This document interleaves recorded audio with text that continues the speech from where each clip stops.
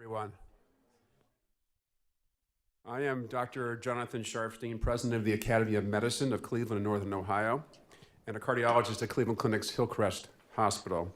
We're happy to have you here today as part of a long-standing partnership we have with the Cleveland Metropolitan Bar Association. We held our first medical legal summit with the CMBA in 1931 and are proud to have continued this event for almost 100 years. The Academy is the region's professional medical association. We are a nonprofit organization representing Northern Ohio's medical community. The mission of the Academy is to support physicians in being strong advocates for all patients and to promote the practice of the highest quality of medicine. Historically, the Academy of Medicine is the oldest professional organization in the state of Ohio, originally formed as the 19th district in 1824, which means we are proudly celebrating our 200th anniversary this year. With a membership of over 6,700, the Academy is one of the largest regional medical associations in the country, and our membership volume strengthens our ability to advocate on behalf of physicians in Northern Ohio. We are proud to be the stewards of Cleveland and Northern Ohio's medical community of the past, present, and future. We have a terrific agenda planned for today. Thank you for your participation, and I hope you enjoy the event. And now I'll turn things over to my co-chair, who happens to be on the first panel, Michelle Block, Associate General Counsel at Metro Health Medical Center. Hi, good morning, everyone. Thank you. You're making me blush. Good morning, everyone. Thank you so much for being here. I think we have an excellent representation today in education for both attorneys and physicians. So thank you again for being here at this early hour. I think many of us got some good participants, so let us begin. So the first presentation that we have today relates to disruptive behavior, electronic recordings, and physician reviews. Hopefully this will apply to many of your practice, or you will have experience in one of these topics.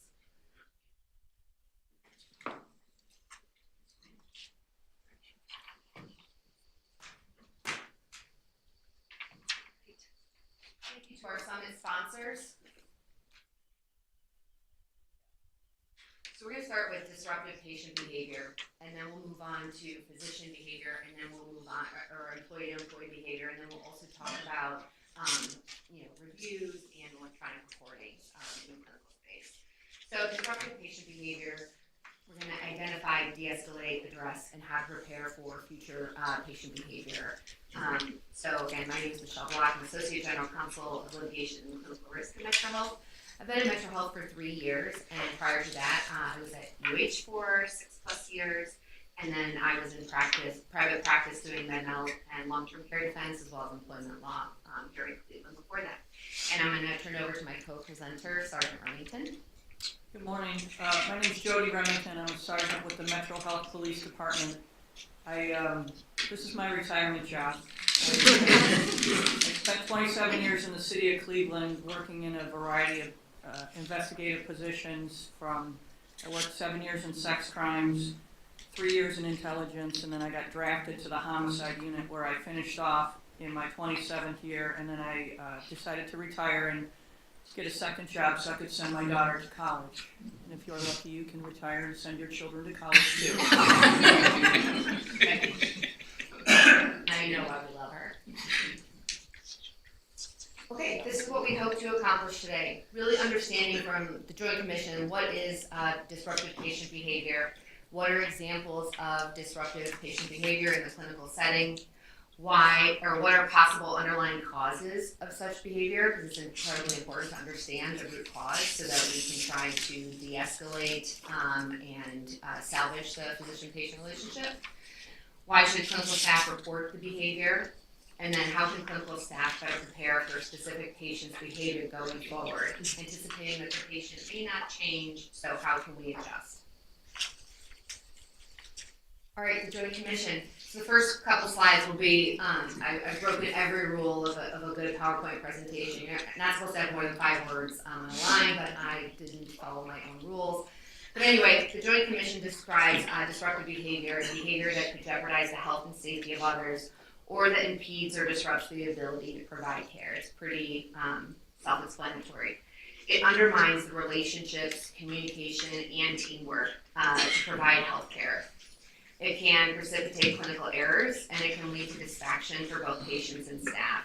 So when you're experiencing or faced with disruptive behavior, you're not focused necessarily on the underlying concerns that the patient is bringing from a clinical perspective, but you're really trying to address and mitigate and de-escalate behavior. So room for errors on both sides. Disruptive behavior can be costly, right, because of expenses associated with employee attrition, which is a serious issue. We have a behavioral health hospital, and census is high, whether by bodies or by behavior or underlying conditions, and it's incredibly challenging for the staff, especially if we don't have the redundancies in place where we can relieve staff, essentially give them respite care for lower acuity psych patients. So that is a big issue, and that's where we get into coverage, duplication, administrative costs, etc. So what are some examples that you can see in the clinical setting of disruptive behavior? So some include verbal abuse, name calling, racial or ethnic epithets, sexual harassment, assault, profane language. As I'm going through the list, and as you're reading the list, I'm curious by a show of hands, who here has experienced or has heard or visualized disruptive behavior either in the clinical setting or in their place of work? Well, great. I'm so glad you're here today because this applies to you, and hopefully you will take something away from this. But the bottom line is it is everywhere. It truly is everywhere. You can't get away from it. So the behavior, unfortunately, isn't going anywhere, so how do we address this? Well, first, you've got to understand what are some of the underlying causes. Again, we're not going to change, but we have to meet the patients where they are to at least try and understand and get on the same level so then we can de-escalate and then we can change it going forward, hopefully. So, some of the underlying causes: vulnerability, fear of the unknown, breakdown in communications, and the systematic issues in accessibility. So we know that there's an emotional burden, right, of chronic illness, the pain, the lifestyle adjustments, this feeling of simmering resentment that their life is no longer the way they once do it, and that comes across in the way they communicate. So that is something to keep in mind. Fear of the unknown, right? Perceived loss of control. No longer are they in control necessarily of what is going to happen next. They're very reliant on the physician, the clinical team's expertise on what they need to do to hopefully get better. So again, that loss of control. Breakdown in communication. This is a biggie. This we see on a daily basis. Patients may feel dismissed or misunderstood when their concerns are not adequately understood. There can be breakdown in the physician-patient relationship, leading to misunderstandings and a sense of neglect. And that's where you might hear about those neglect or patient abandonment issues when a patient reports that to the medical board. It's really a breakdown in communication. Systematic issues or systemic issues and accessibility. We know there's a lot of red tape. There's accessibility challenges. Sometimes, especially with our patient population in Metro Health, we need to make sure we have a number of translation services available 24/7, as well as making sure that we are offering or making patients aware of financial aid when it comes to paying for services. Long wait times, complex insurance processes, all these things we're aware of. And I'd be remiss if I didn't include the last part, which is the deteriorating social controls, patients' feeling of entitlement, and patient impairment. Without a doubt, the general rules of civility as we once knew them the bar has just lowered. We see this on a daily basis. Our frontline staff sees this on a daily basis. So this is why we're bringing this to this team today. Disruptive behavior, why it's so important to report it. So I wasn't so familiar of a process that existed at UH, but it was very clear as soon as I got to Metro Health 3+ years ago that there was a gap because we were hearing, so from the legal side, right, in general, we have the privilege of having a high-level overview of everything that's going on in the system. And so when things are being reported to us by physicians or whatnot, we're like, well, what did you do with that information? That's serious. Like, who did you tell? It's not an HR issue, it's not a this issue. Well, then what can we do to address those concerns? So what we did was, and this is exactly right? Managing a situation involving a disruptive patient often requires balancing patients' rights and access to care, along with the well-being and the safety of our healthcare team. And that's the gist of it. That's what we're trying to do. So at Metro Health, we created a disruptive behavior board. And what that is, it offers the lenses of all these individual people. So it's the expertise of, the patient experience or the ombudsman team, clinical ethics, incredibly important, behavioral health, our partners in the police department, and the legal team. But we start off, most importantly, with the impacted employee and their supervisor. And the reason is because first we want employees to understand, to one, be able to be heard, right? It's incredibly important. But the next is to understand, for them to hear from the leadership that we hear you, we see you, that was inappropriate, and it won't be tolerated. Because for so long it was, especially at Metro Health, because we're a safety net hospital. If these patients aren't seen at Metro Health, we don't know if they're going to come back. So again, going back to that threshold message that we're managing access to care for patients who we don't know, if we turn away or we dismiss from the system, we don't know if they're going to get care. We don't know if they're going to come back. Versus our employees who we don't want them to leave, we don't want them to feel unsafe, we don't want them to be put in harm's way. So it's this constant balance. Along with the ad hoc team of, we have EAP, our Employee Assistance Program, for counseling, especially, whether it's serious verbal abuse, physical assault, those happen almost on a daily basis, somewhere in our system. And many people from UH, CCF, those are even larger systems. And at main campus, we have a stronger police presence. But then when you get to the ambulatory, where you have, physician offices, and there might be building security, but it's not, clinical or the hospital system police, it's different, and it's one officer for maybe a whole building. So this is the team that we have created. And so what do we do? So the disruptive behavior board, how it happens is what we ask is that when an employee, it doesn't matter if you are a receptionist or you are a nurse or you are a physician or you are a senior leader, they're all the same, they're all important, they're all employees in Metro Health. So the important part is that they enter a disruptive behavior note into Epic. And that will trigger a disruptive behavior board review. And depending on the conduct, if it's verbal or if it's just, you can tell, like the person who's reporting, you can tell that it was a one-off because we have a long-standing physician-patient relationship or patient relationship with the individual, then it'll be kind of a lower level, but it'll still be reviewed by the disruptive behavior board. But if it is somebody like a threat where they had attempted to go back to their car to get a weapon as they represented, that's more serious because we need to talk about what are we going to do to protect our employees, our Metro Health, our other patients and visitors that very moment.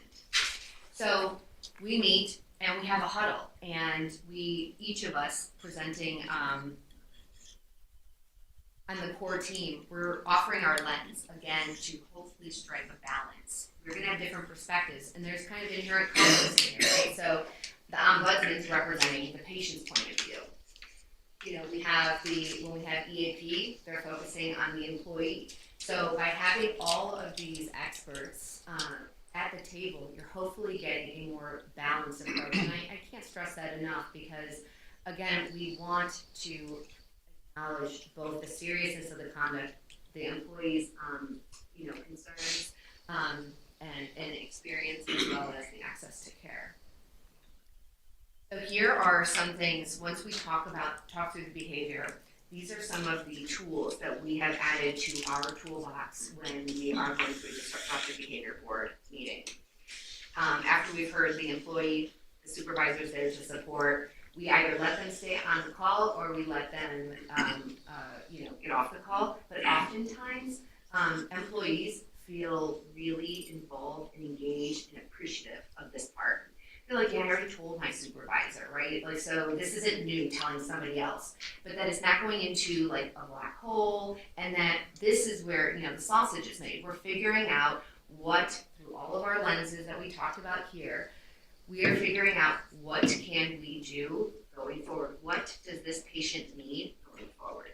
So the patient almost always needs a behavior expectation letter. Your conduct was not appropriate and will not be tolerated. We live in a system, or at least at Metro Health, where we expect mutual respect. We will be respectful to you, and you will be respectful to our staff. That's your warning. We have a lot of patients who have this letter. Then we have a patient care partnership agreement. And what that looks like, it changes, right? It might be this patient has not shown up for 15 appointments in a row. So what is going on? Why is the patient not showing up? Do they not have access to care or to a car or to public transportation? Or are they working the night shift and thought maybe they had just a day open, but then the kid was sick and couldn't, there's all kinds of socioeconomic considerations that we need to keep in mind. Care plan. That is really, really important. The care plan is what our future providers and care team will be looking at to see when this patient shows up on their schedule. So the care plan will say there might be a violet header, violet, saying that when they were here last, there was a serious issue that involved, serious verbal language, physical threats, physical harm or violence, etc. Also in the care plan, it may say to the police team, we need you on site in plain clothes when this patient comes back next because of what happened the last time. So they're aware of the care plan as well. My chart, suspension of privileges. Having access to my chart is a privilege, it's not a right. You cannot be harassing our employees and sending all kinds of garbage messages through my chart. It's not okay. You bring it to the DBB. And so what we do is we monitor it. It could be for 1 month, 3 months, 6 months. We have to monitor it regularly because it's very easy. Epic wants everybody to have access to my chart. So even if it's temporarily suspended, they can call someone else in the system and be like, I don't know what happened, it got turned off, and then it's turned back on. So we do have to monitor it. That's like a kink in in Epic. But at least we can do it, and at least they understand that it's serious. And we've had individuals who get access to my chart that is not the patient, right? And it's not their, next of kin who has a release or authorization, or it's not their guardian. So when we become aware of it, then we may have to turn it off, notify the patient who has capacity in this case that I'm telling you, and then tell them to change their username and password. So really important. Just remember, it's so case specific.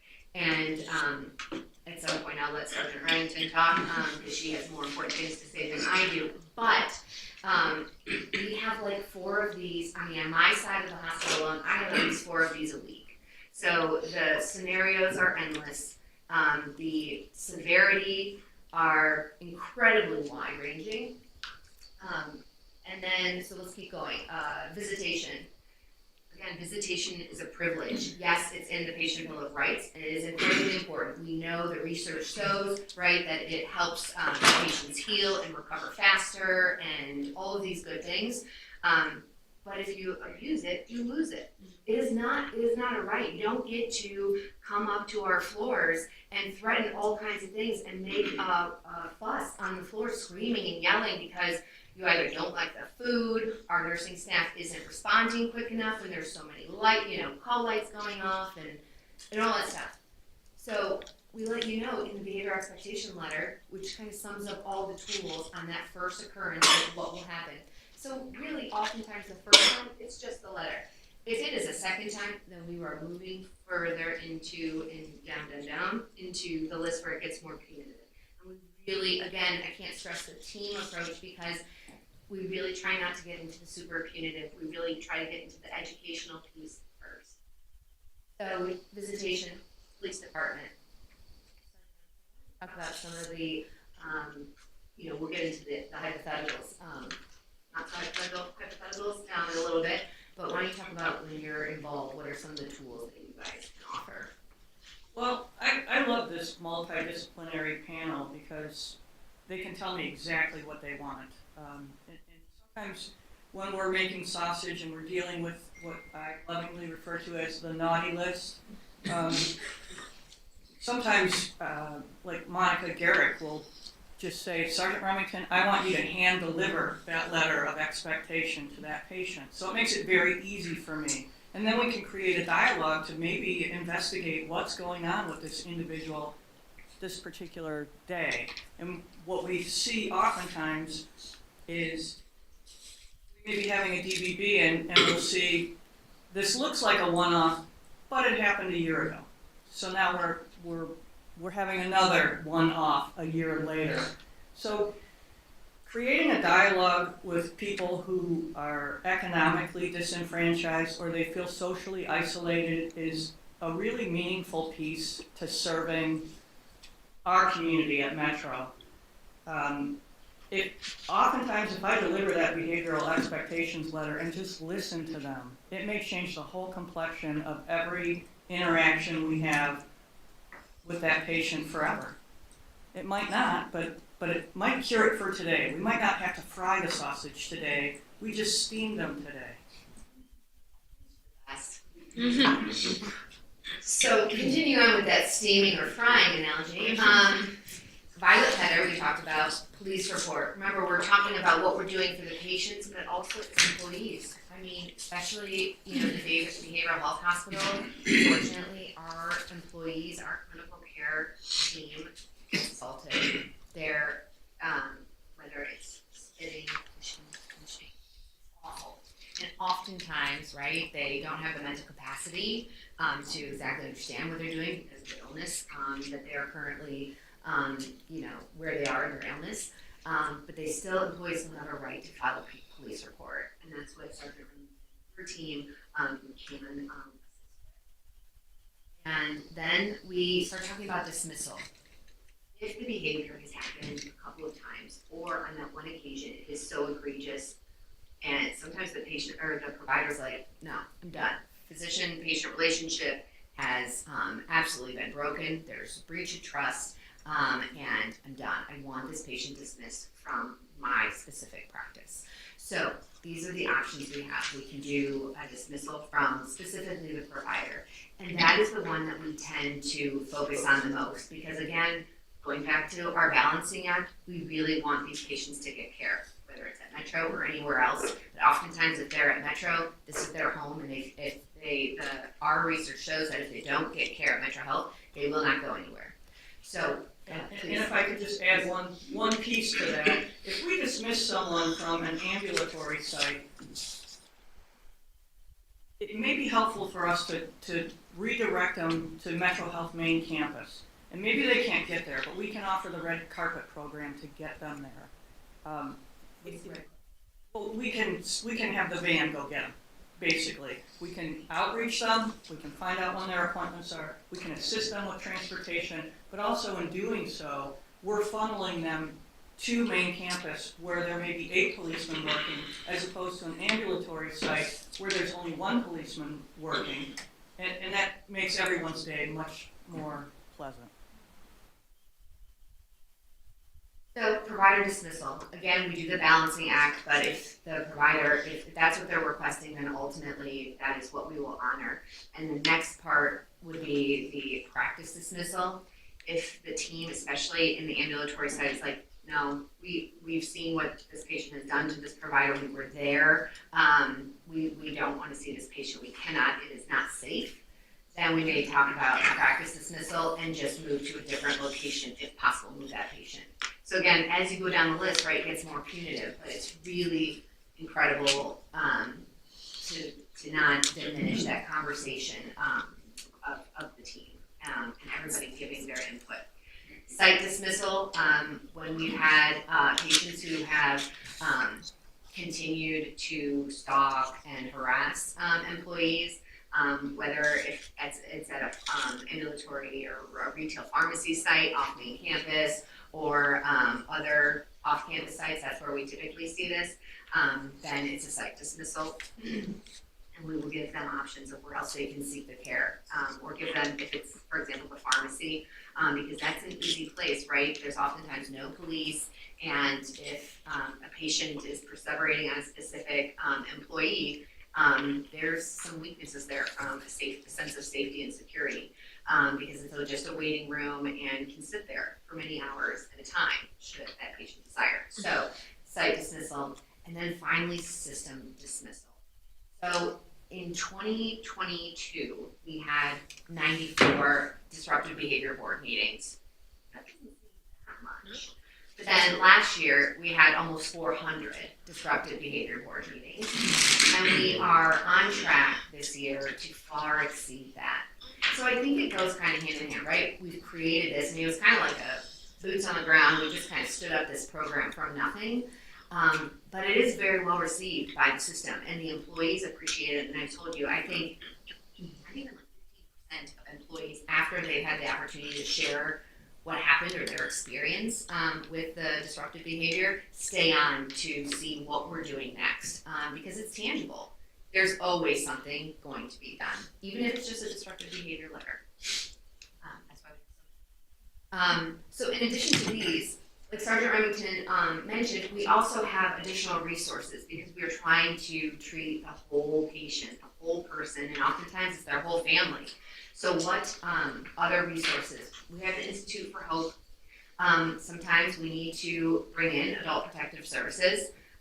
If we have an elderly, patient coming in and we have some concerns, we definitely bring them in. Sometimes it's adult guardianship services.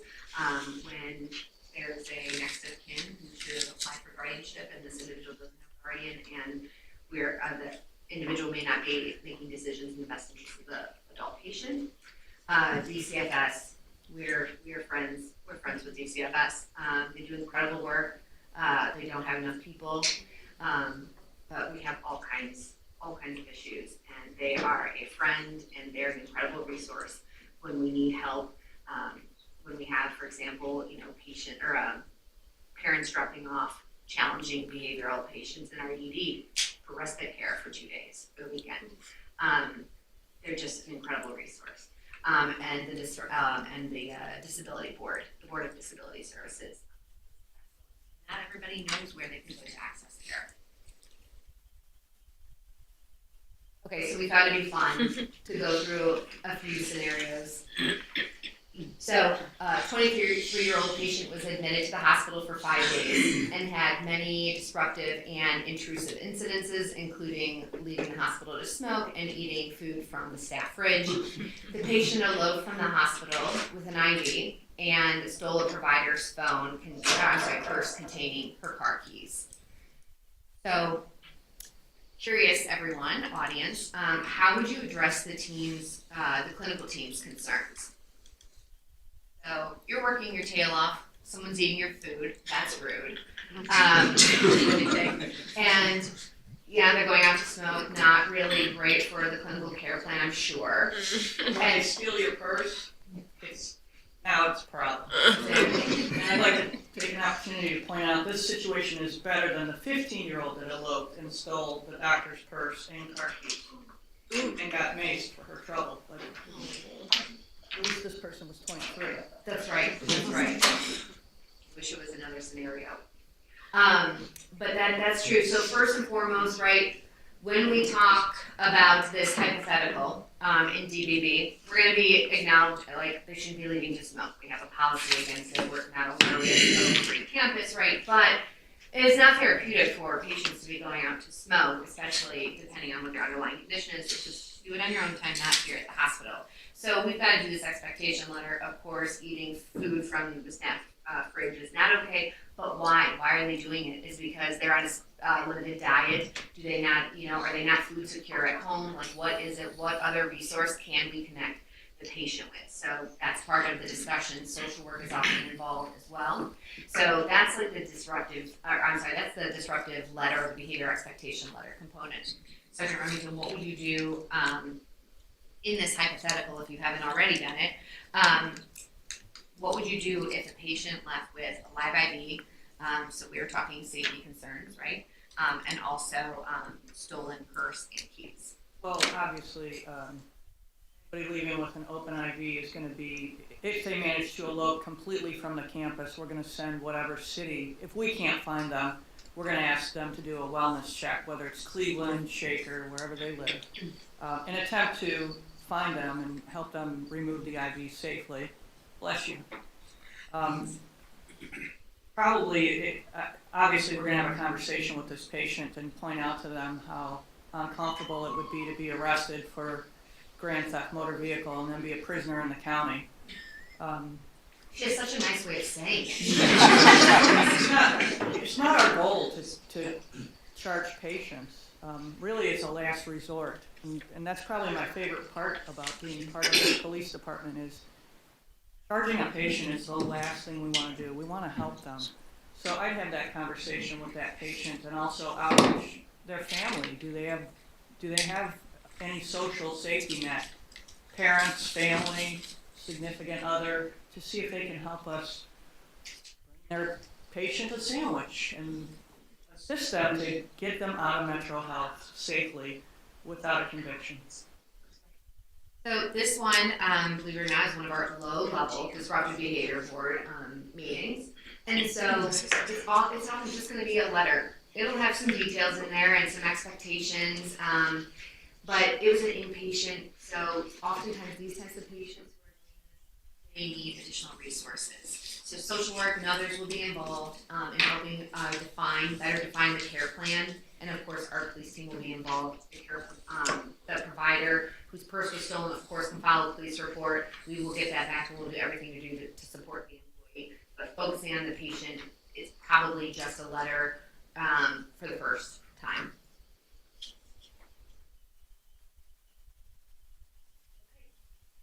Scenario number 2. You have I should read mine.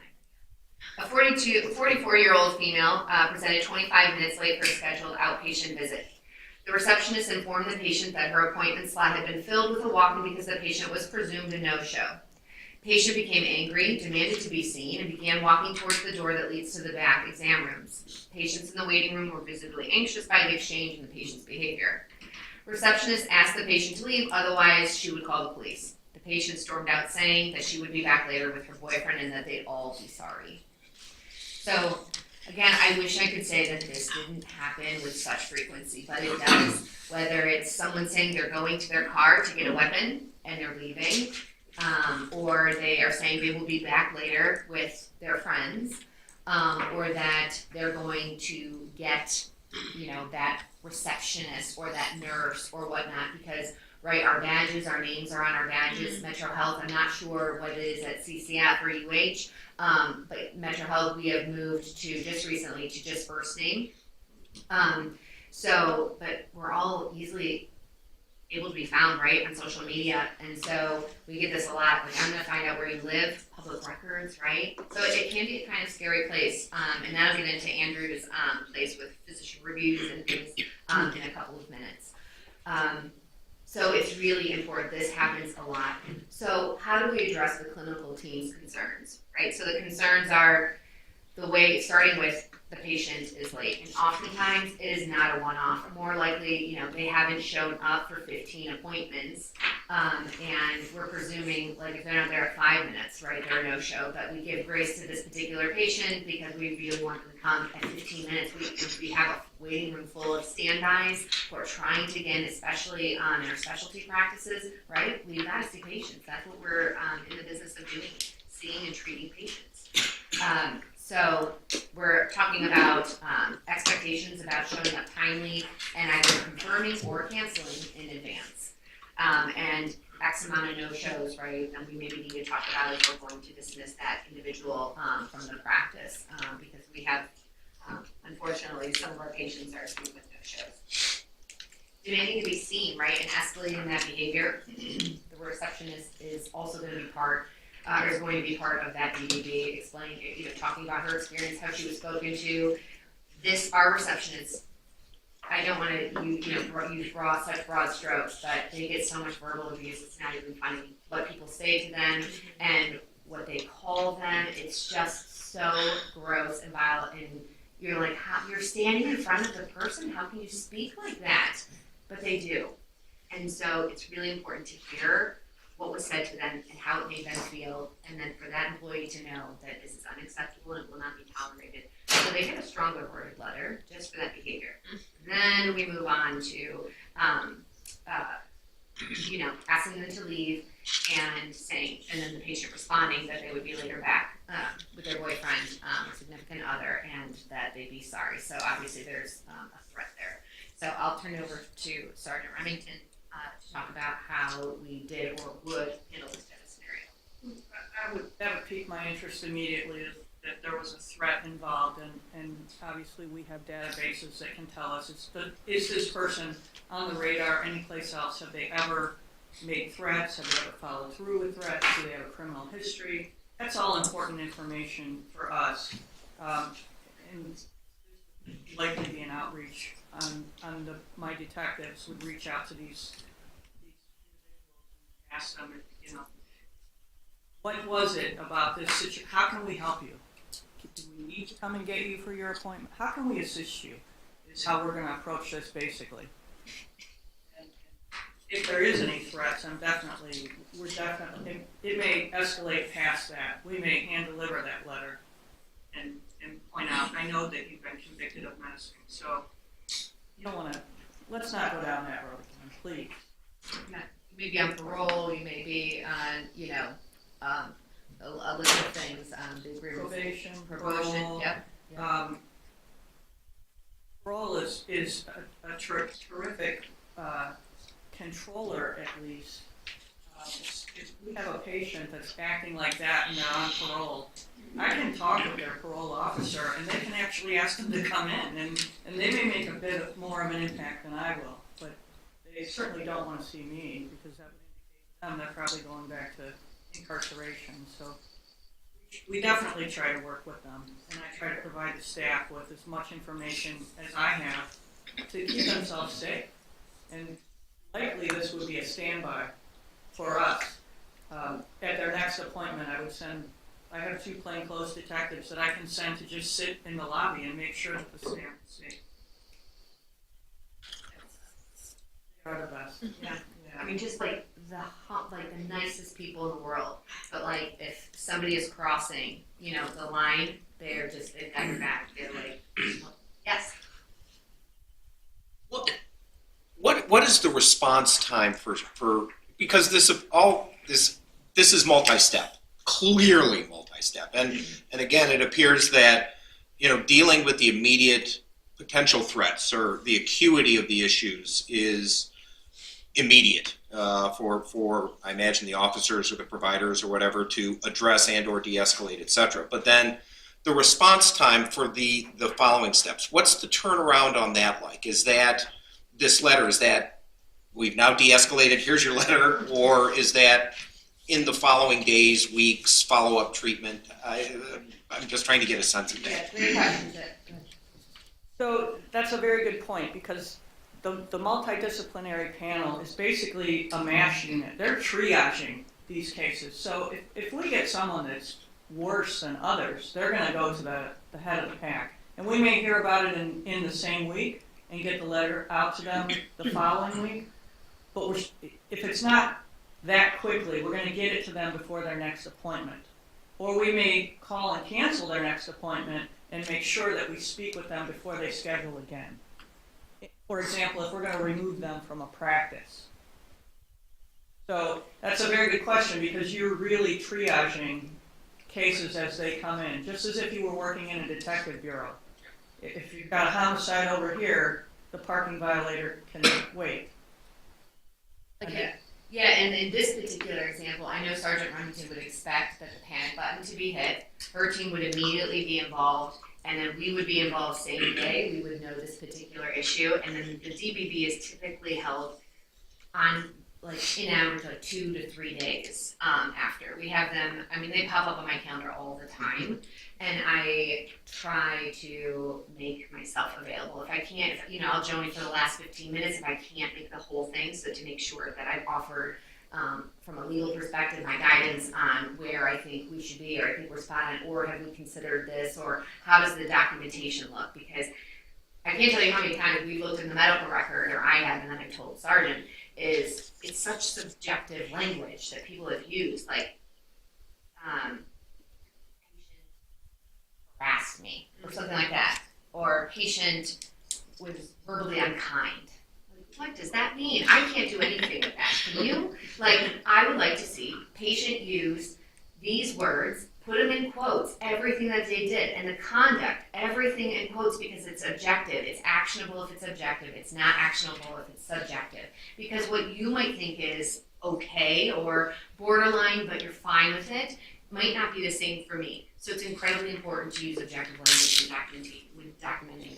We tell this to our nurses who really get a lot of, really get the broad of use to be very objective in how they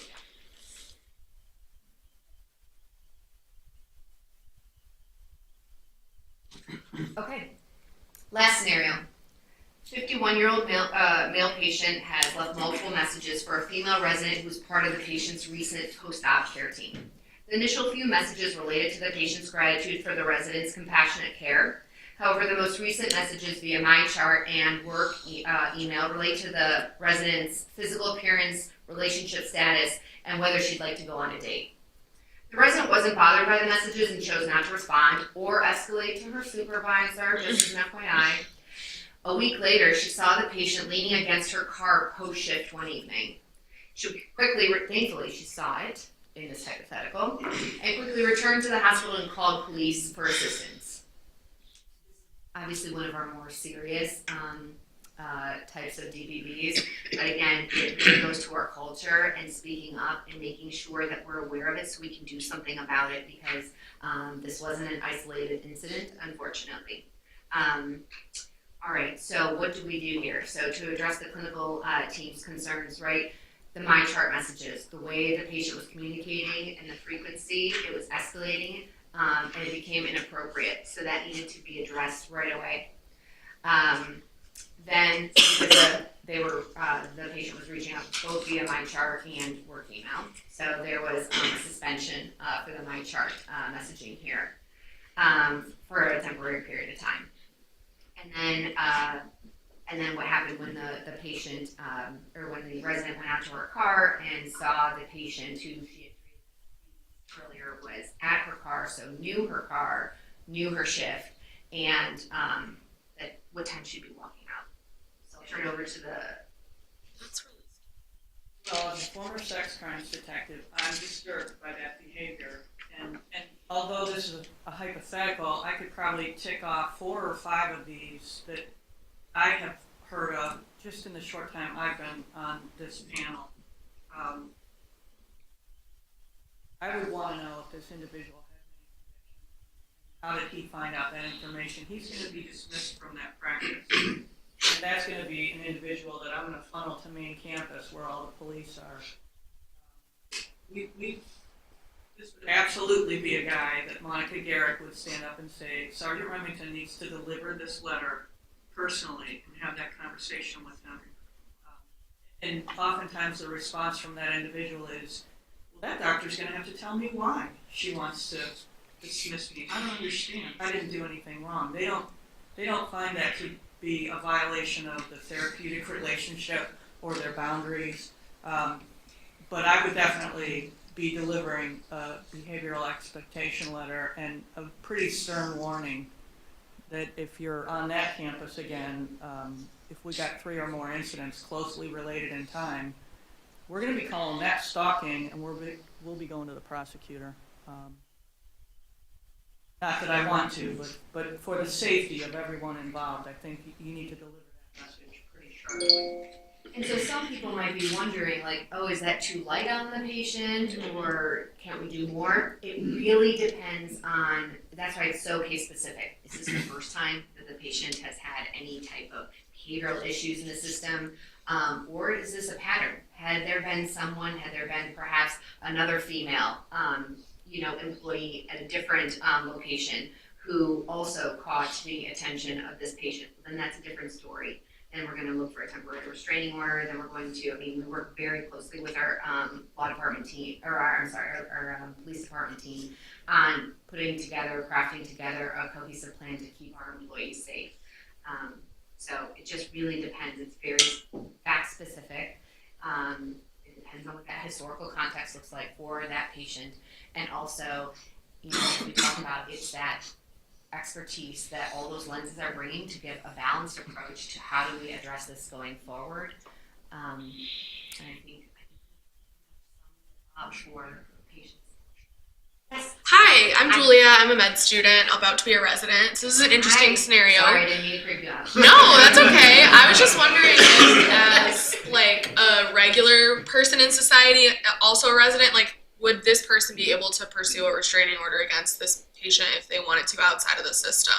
Like, what are the options? Just because this would make me extremely uncomfortable, and I love giving people the benefit of the doubt and giving them a chance to correct the behavior, but I think I would potentially consider other things. And Personally. You're about my daughter's age, so the Yeah. delivery of my message would be very sharp. Mhm. Yes. I don't know that this particular situation, if this person doesn't have a criminal history that would seem to indicate that he's either a domestic abuser or a stalker, something violent in his past, this particular situation probably would not be enough for me to get you a temporary protection order. For He's sure. going to have to commit a crime. Got it. So I'm going to have to warn him. I'm going to have to make him aware that, listen, you're on my radar, and that's not a good place to be. Because this situation happens a lot, where we have young doctors like yourself, and you're dealing with, at Metro at least, a severely depressed economic group of people who are socially isolated. And all they have to do all day is try to find a friend. And if you're nice to them, it might be you, but I assure you we would do our best to protect you and provide you with all the information. Now, if he commits a crime, I can get you a temporary protection order, and then we can go into court and clearly articulate why you're fearful of this individual and provide you probably with a civil protection order that would be up to 5 years. We're going to take him out of your practice, we're going to funnel him to main campus, and we're going to keep him away from you. And whatever officers I have at your site, they're going to know who that individual is. They're going to be very well versed at who that person is, who you are, what you drive, where you park your car, and we're going to walk you to your car at night. I was That's going helpful. to Thank chime you. in as well. Is, individuals can always move themselves through the court system for a civil stalking protection order, CSPO. You can do that on your own with an attorney. If you have a situation like this and you don't have a police force that you can go to, or an officer, you file the police report. If you still feel unsafe, you can always go to the court and go through the civil stalking protective order as opposed to the criminal stalking protective order. Exactly right. And so we would lay the foundation. Once they're dismissed from the practice, the next time anyone sees that patient on the premises, then, that's trespassing. And that goes to sergeant, and then that's a crime, and then you can move forward through that. So that's, He'll probably do something well before that. she's so friendly up here. But yes, oh, you know what, sorry, 1 second, go ahead. Good morning. Good morning. My name is Umida. I'm also a medical student. My question does not relate to this particular case, but I used to work as a nursing assistant in Cleveland Clinic, and as a nursing assistant, I often provided sitter care to suicidal, violent, substance abuse, patients suffering from substance abuse. So I was always curious to know, is there a law or regulation that discusses the measures used in particular case? So I guess my question relates more to Dr. Bastuli. As a physician, you're the one providing the orders for sitter or chemical restraints, physical restraints. And it's always been a normal thing when I walk into the room and the previous colleague of mine would say, be careful, he might want to hurt you, so just make sure he doesn't leave the bed. He's physically restrained, but it was a normal thing to accept that I'm kind of in danger. Yeah. So I was wondering if there is a subjective opinion where physician's decision to assign a sitter or provide chemical restraints, or if there is a law behind it that describes what must be done in particular case. Well, back in the day, restraints were very common. But now, we would have to make a report every month at Medical Executive Committee as to the number of restraints ordered. And so there's always a fine line between protecting the caregivers and the patient, especially those that were self-mutilators that we would have on our floor versus using restraints. So every case was examined as to why the restraint was used. You're exactly right. As a sitter, you're not touching the patient. You're not doing anything to the patient aside from like keeping your eyes on the patient. And you're right, it is not a very comfortable or necessarily safe position. Especially, it's important at report to understand what this propensity or what the prior behavior was of this particular patient. Right? We have 132 bed health hospitals, and so we deal with this quite a bit. And so you're spot on. It is not safe, but it's not always safe, I should say. You are putting yourself technically in harm's way because these people are not well, right? They are on some type of spectrum at some place in their journey of mental health. So you're compassionate by what you're doing, but you have to report is really important. Understanding at shift end what's going on, what's triggering this patient, what's not triggering, and then yes, you have chemical restraints, you have seclusion rooms, you have physical restraints, but it's not also in the best interest of the patient, right? And physical restraints. It just depends. So there are laws and protections for the patients because we don't want them locked up 24/7, right? But as a sitter specifically, you can't lay hands on the patient. So if they elope or they're trying to escape, you can't do anything. So you're really just there to make sure, especially if they're having active suicidal ideation and things like that, to escalate immediately if there's something. We have one more question. Go ahead.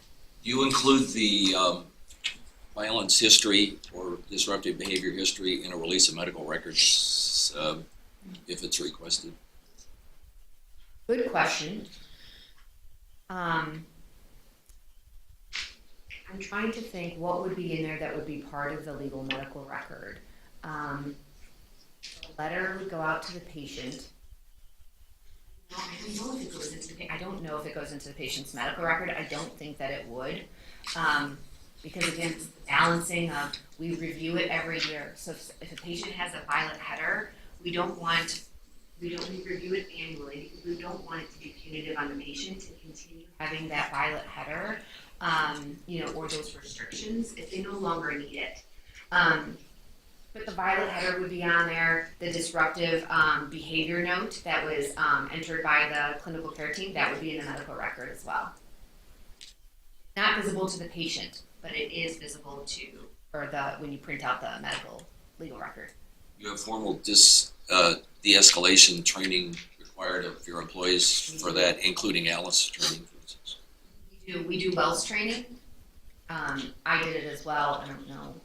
Probably should re-up on that. But it's everybody has to do it at the behavioral health hospital. They have both time in the chair education and they have physical hands-on. But yes, every employee is supposed to get this, but it's part of our new employee orientation. All right, team. Well, I am going to hand it over to Dr. John Pastuli. So we focus mostly on patients, the disruptive behavior of patients, and Dr. Pastuli is going to introduce himself and is going to focus on employee-to-employee or physician-to-physician disruptive behavior. Good morning. I'm John Pastuli. I'm an anesthesiologist intensivist, so I don't practice much intensive care medicine anymore, except during COVID. I have been involved in medical staff leadership for a very long time. I practiced at the St. Vincent Charity Medical Center from '98 until it closed, and when I came on staff in '98, I was the medical director of surgical services and the chairman of the Department of Anesthesia, so immediately we was on the MEC.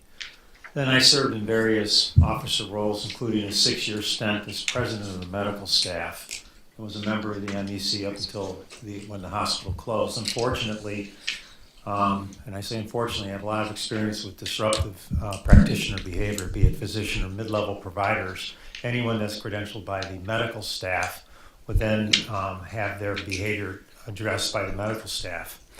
I was fortunate and blessed to have been able to take many leadership courses for officers of the medical staff, including those that are president.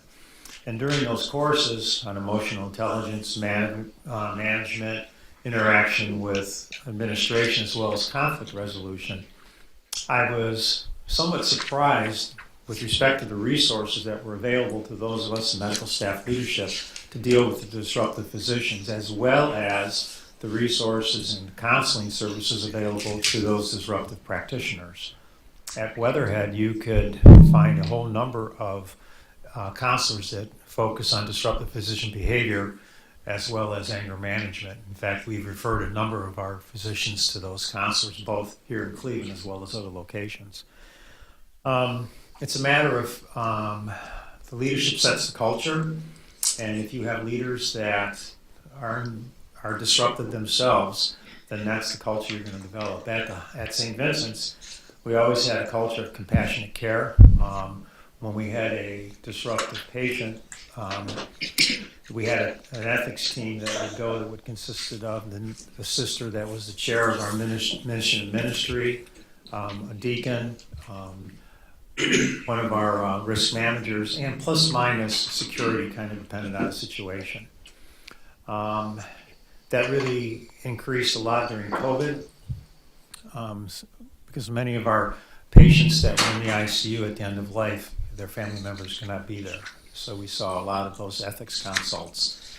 And any caregiver could bring an ethics consult, which would automatically trigger the team to come and evaluate the patient's complaints. With respect to physician disruptive practitioner, we had a very formal process and an informal process.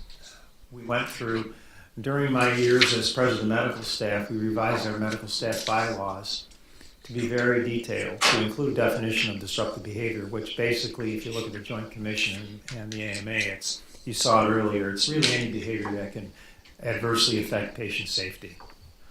And we had a detailed process within the medical staff bylaws to deal with the disruptive practitioner, keeping in mind due process, and then everyone has a due process within the bylaws.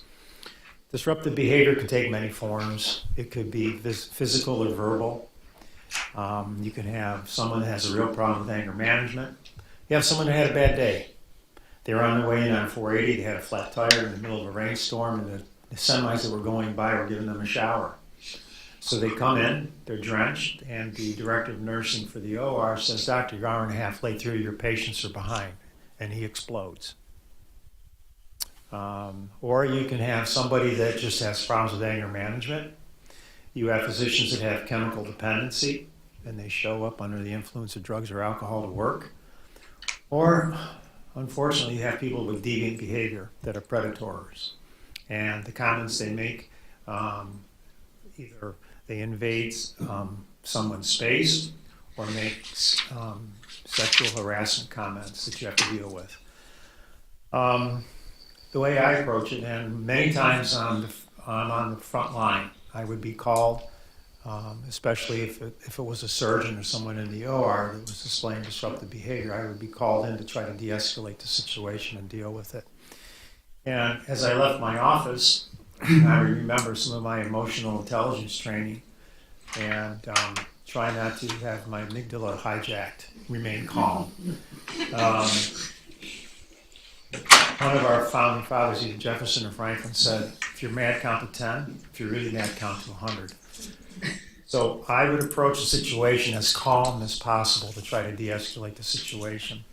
I would try to be polite, dignified, calm, and respectful of the situation, and try to discern whether this was a one-off or if this was somebody that has exhibited this behavior in the past. Anyone can file a complaint for disruptive behavior, any of our caregivers. Our culture was that our caregivers could tolerate nothing and can report anything. And the process was either formal or informal. I would have people come and sit in my office and say, you know, I was in the operating room and this doctor just was using profanity and I'm really, really offended by it. And I would say, was the profanity directed at you or was the profanity directed at a piece of equipment? Like, don't ever give me these blank scissors again, or you're a blank idiot. And I know it's not personal, but it still makes me uncomfortable, okay? Approach the surgeon, ask him or her, why don't you come to my office, let's have a conversation. And you were using, you know, this is not you. You were using all these. He goes, yeah, you know, my daughter's having an issue with her husband, or I guess, okay. And they usually say, what could I do? I said, well, it's an informal process. There's no formal complaints. It's not going to be a formal process. Why don't you circle back today and apologize? So, you know, I had a bad day. I'm really sorry. Something's going on in my personal life. And 9 times out of 10 it worked. And then the nurse would come to me and say, he apologized. I really appreciate it. I understand now that people have a bad day. Or it could be a formal complaint. A nurse gave a surgeon a wrong piece of equipment, and he hit her in the arm, punched her. They're all true stories. Immediately, everything stopped. The nurse came to me, said she was filing a formal complaint, and she expected to be dealt with. And it started a formal process. Now, our formal process was it would be an emergency meeting of a medical executive committee. And when I was the president of medical executive committee, I would call an emergency meeting. The executive committee consisted of elected physicians and officers, as well as the CEO of the hospital as ex officio, and the nun that was the director of mission and ministry. She was ex officio. And the president of the medical staff would hear the complaint, and the medical executive committee would then decide whether or not they wanted to go forward with official investigation. If they did, then it was up to the president of medical staff to assign a subcommittee to investigate the complaint. And when I would assign a subcommittee, it always consisted of the officers, except if somebody had to be recused, such as if it was a surgeon that the complaint was against, then I would not include any surgeons on the investigation committee. I would select the committee, and then we would begin the process. The committee would would review the complaint, and then hear from all those involved. We were very lucky at the hospital because we had excellent legal advice. Our legal counsel was Shannon Jers, and she provided excellent insight with respect to adhering to the medical staff bylaws, what was legal and what wasn't. There were times that I would summarily suspend a physician from the medical staff for disruptive behavior. In our bylaws, 3 people could suspend: the president of the medical staff, the director of the department of this physician, as well as the CEO. There were times where I would call the CEO and the director of medical of the department and say, I'm going to suspend this physician immediately for this behavior. Either they're groping females in the operating room, which has happened, or they're throwing instruments. Like, I never want these scissors again. Not look where they were throwing them, they would strike the circulating nurse.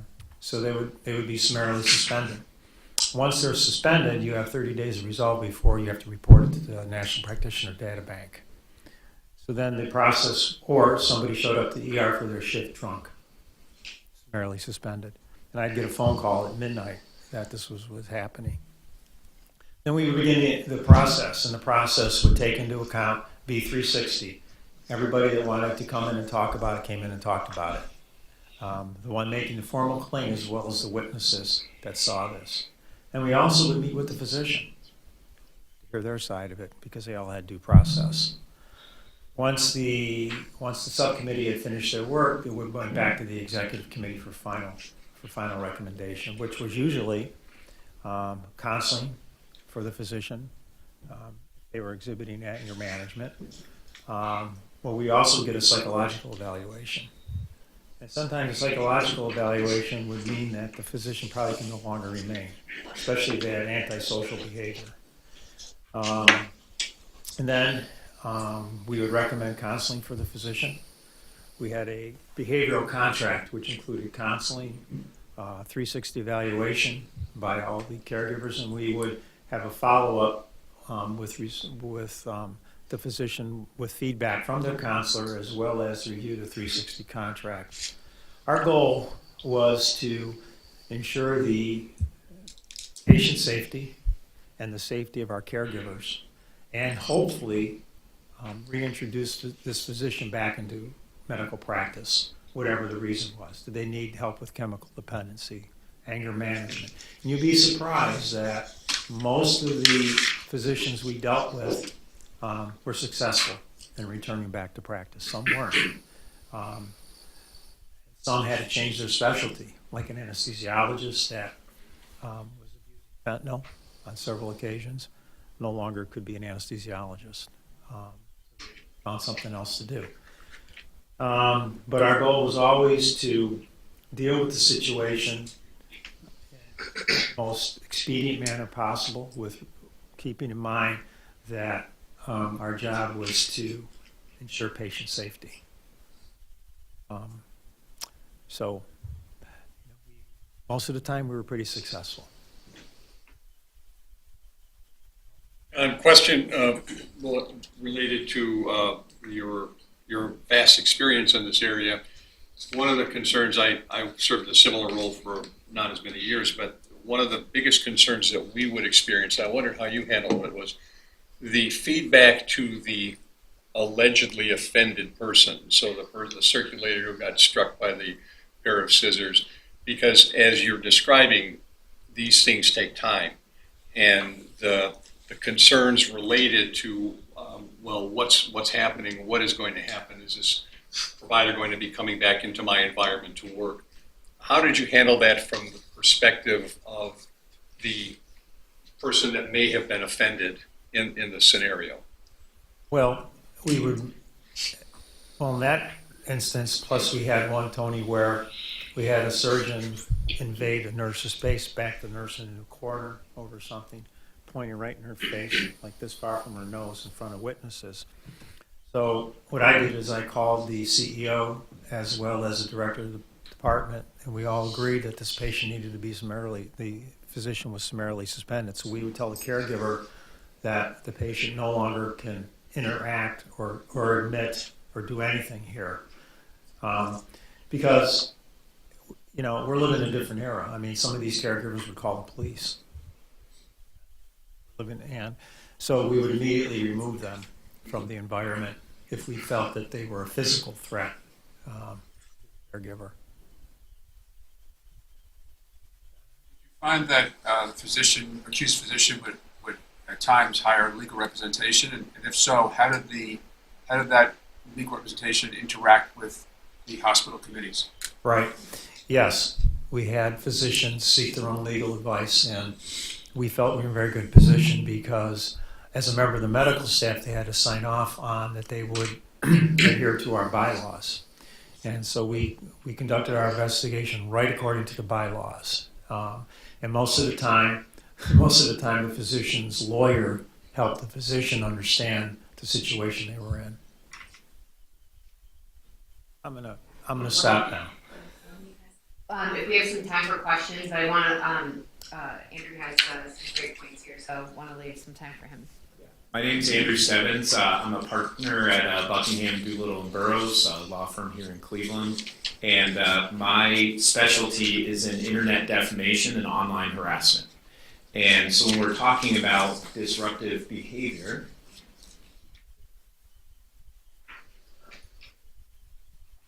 there we go. All right.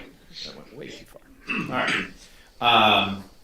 My presentation in talking about disruptive behavior is kind of the last form of disruptive behavior when it comes to patients, which is the online world, online reviews, social media, things like that, and providing some very quick tips for how to de-escalate those situations. One thing, I talk to a lot of different trade groups on this issue. Anytime I'm talking to medical professionals, I make sure to say this 3 times, beginning, middle, and end. Please remember that patients cannot waive their HIPAA privacy rights, regardless of what they write online. I will get to that later. I'm going to say it now. I'll say it again. I'll say it again, just so we're clear. Slide's a little off there, but your online reputation matters. A big part of what I do is educating trade groups, associations, things like that about why this stuff's important and why it should be considered or could be considered disruptive behavior depending on what's going on.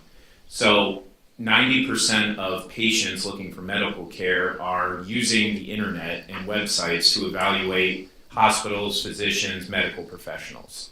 So obviously patients are using this, which means it is important, regardless of how anybody views social media or these review sites. Patients view it highly and trust the information that they're getting.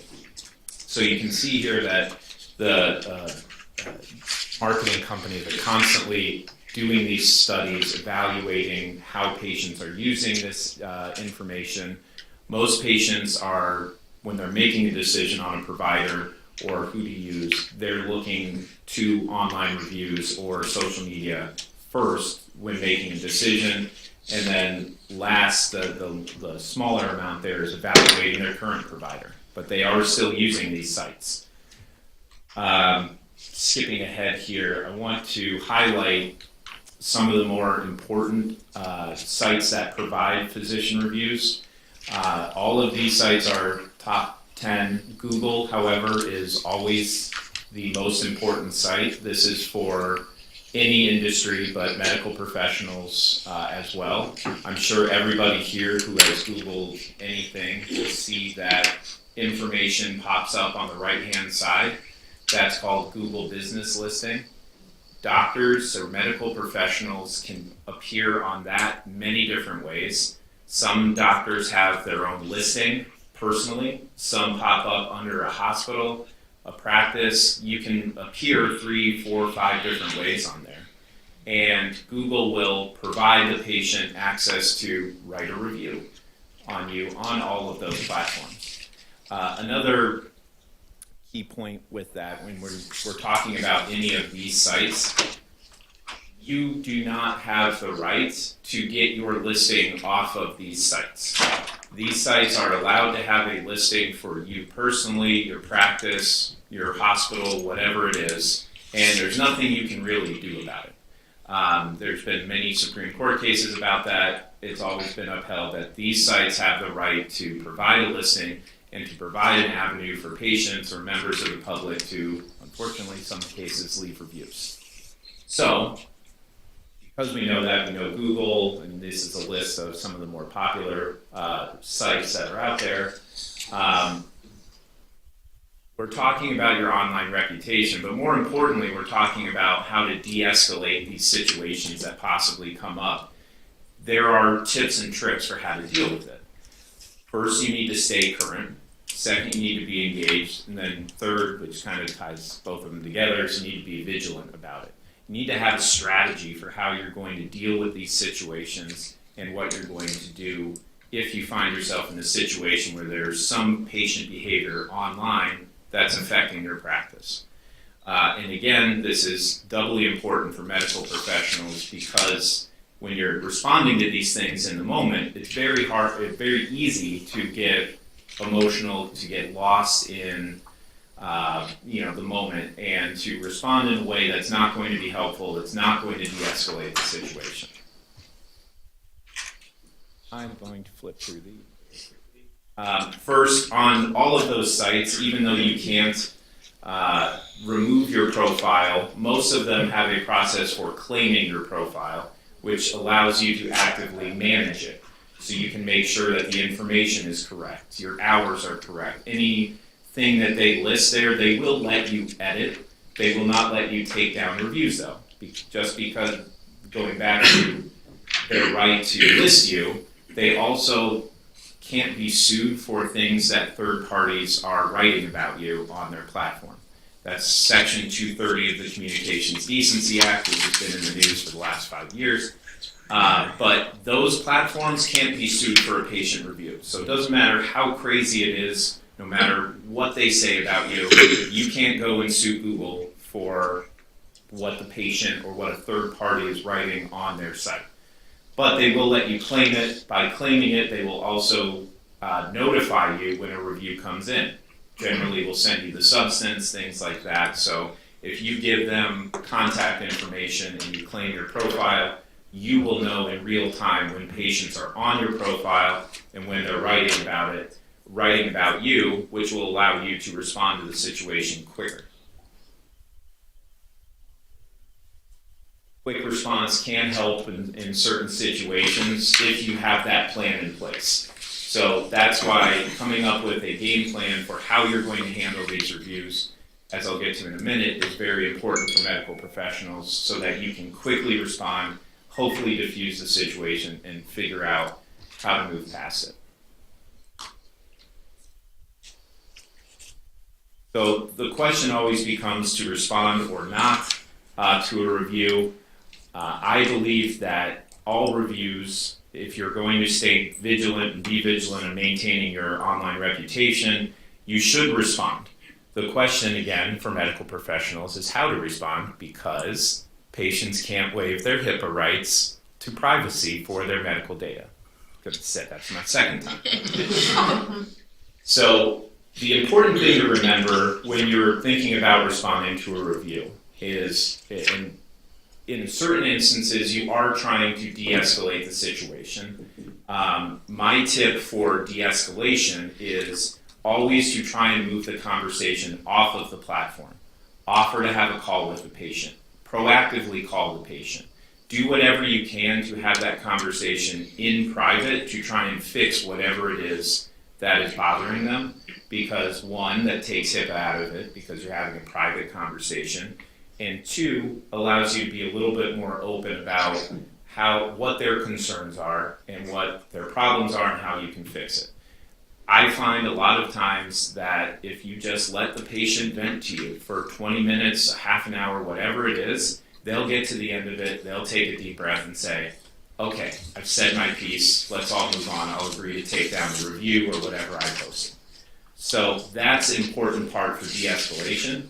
But when you're responding to the review online, remember your audience. Your audience is not, because you've taken that conversation offline, your audience is not that patient. Your audience is the next person that reads their review. That person that's going on your page and clicking, well, let me see what the newest review is or what the lowest review is. They're the ones that you're writing to. So you want to be very cognizant to not escalate the situation or respond poorly in that situation to try and de-escalate the harm that it's having on you potentially. That is my second comment. That's having some problems with my slideshow here, but since we're running out of time, I will show you just briefly. There was a review. This was a response from a doctor. You can't really read it because it's kind of small. You might be able to see it up here. Before you even read the substance of it, don't ever write this much in response. I don't even need to get into the substance to tell you that this is a very bad response. But this is a medical professional. It's from actually a plastic surgeon's office. And if you go to paragraph 3, they start getting into age, medical history, and everything like that. And this is just really a great example of what not to do on multiple levels when you're dealing with online reviews. Everything that I have up here is unfortunately still online as well. So you can go and find many, many examples of this. Yes? Why did the individual use the term, Carlos, we disagree? How can he speak for someone else when you're talking about the caregiver? So he is the practice manager, and this person, the slide wasn't working there, but they talk about multiple levels of the practice, from intake to billing, and then to the care that they received. So the business manager is responding more on behalf of the business itself in this situation. A lot of practices are using office managers or business managers to manage their online reputation. But they need to receive training on the HIPAA privacy rule because they are responding on behalf of everybody. So, this is a great example of what not to do. I will flip ahead here. So this is a patient review that is clearly from somebody who, how do I say this kindly, might be going through something. It's not really a rational review. They don't really talk about much in the way of their care. They accuse the doctor of just wanting money and overcharging and things like that. this is the response from the practice. This is an example of a great response. They're not revealing anything about the patient. They're not even really acknowledging that the patient treated with them. And this becomes an issue as well with reviews left on an anonymous name, or in situations that I can talk to people about afterwards where people might be leaving multiple fake reviews. You can actually flip back here. You can indicate that, you know, we're not able to find your name in our records, we're unable to respond more appropriately, but this is an excellent canned response and something that you can provide very easily in the moment. And if you have something like this planned and ready to go, you're able to respond in the moment, hopefully de-escalate the situation online while also taking active steps to de-escalate it offline with the patient to get the review down. So I know we're out of time. I'm happy to answer any questions that anybody has afterwards or at the breaks. But yeah, that's our presentation.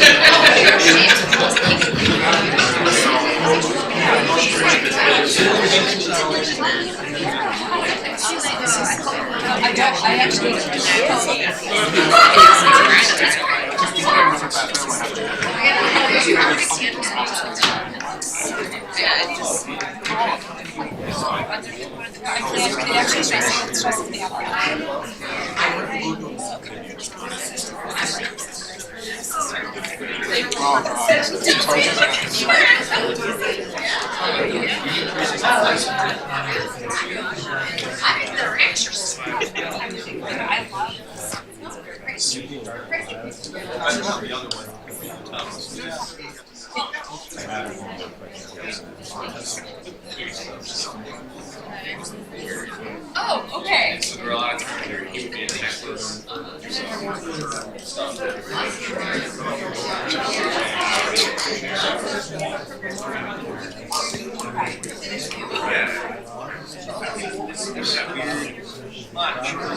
Yeah, I'm gonna get some. Try to explain.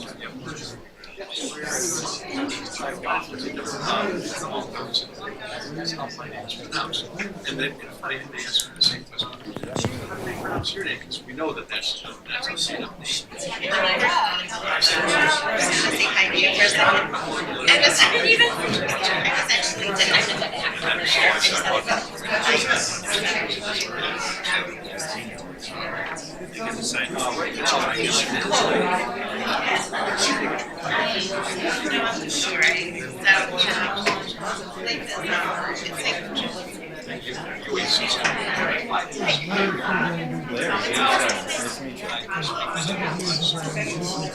Oh, nice. Yeah.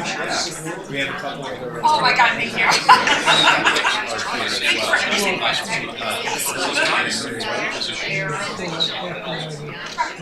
Yeah, I can come over and Okay, great.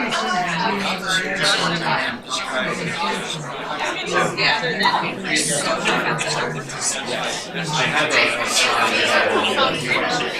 That's right. That's what our reaction was like. Yeah, I think, yeah.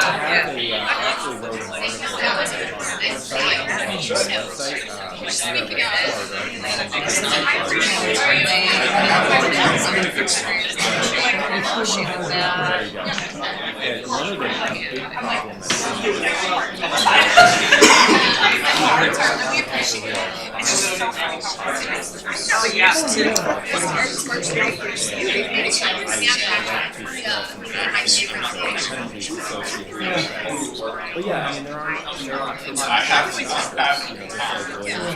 So my footnotes, like, rest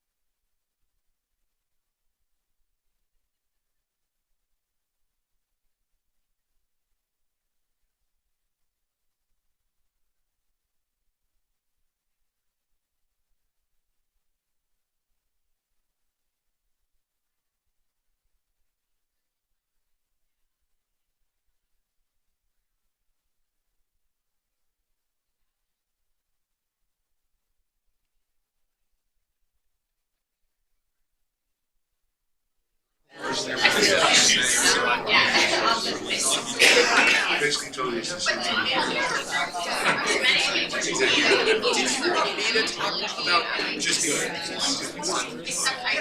I put some notes on it, just, just the alternate days that it was.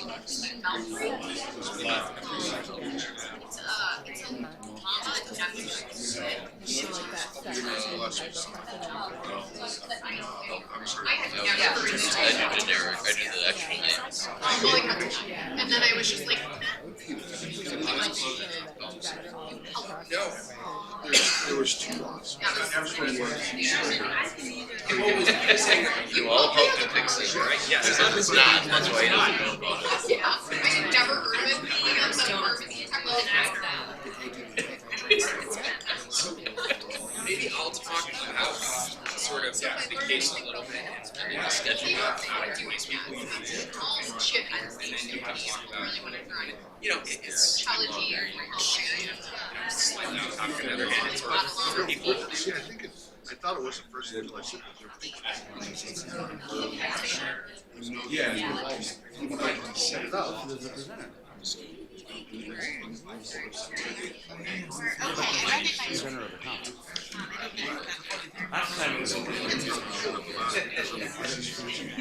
feel like it's just kind of like okay. You're trying to figure out issues about artificial intelligence. Here,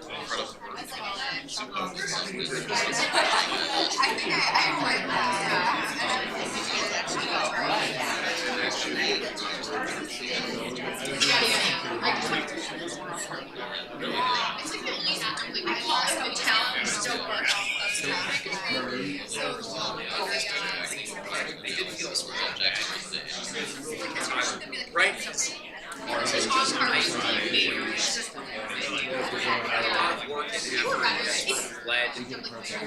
But there's also She does not. right, like it's Ajax friends is coming I was like, I know that guy. He walks through, goes, I know that guy. What's he doing here? It's like, oh, it's relaxed.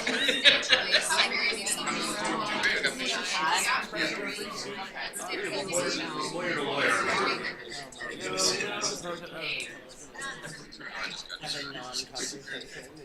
Put a lot of trust.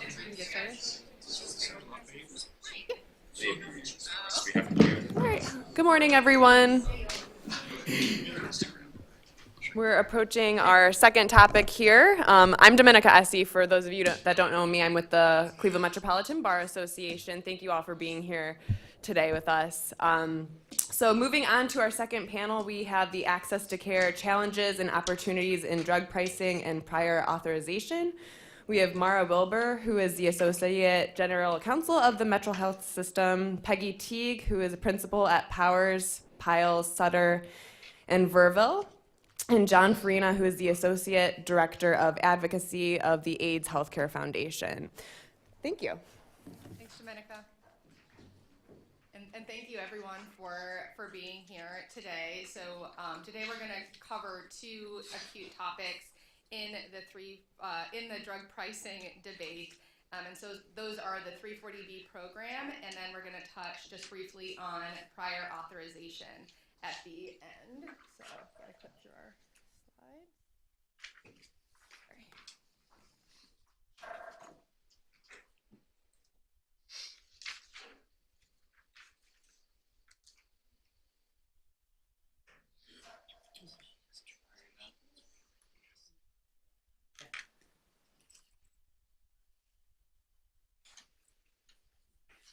You're going back.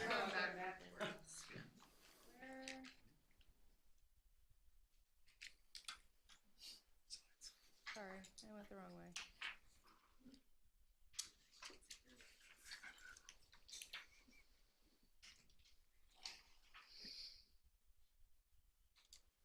Here we are. Okay, thank you everyone for the patience.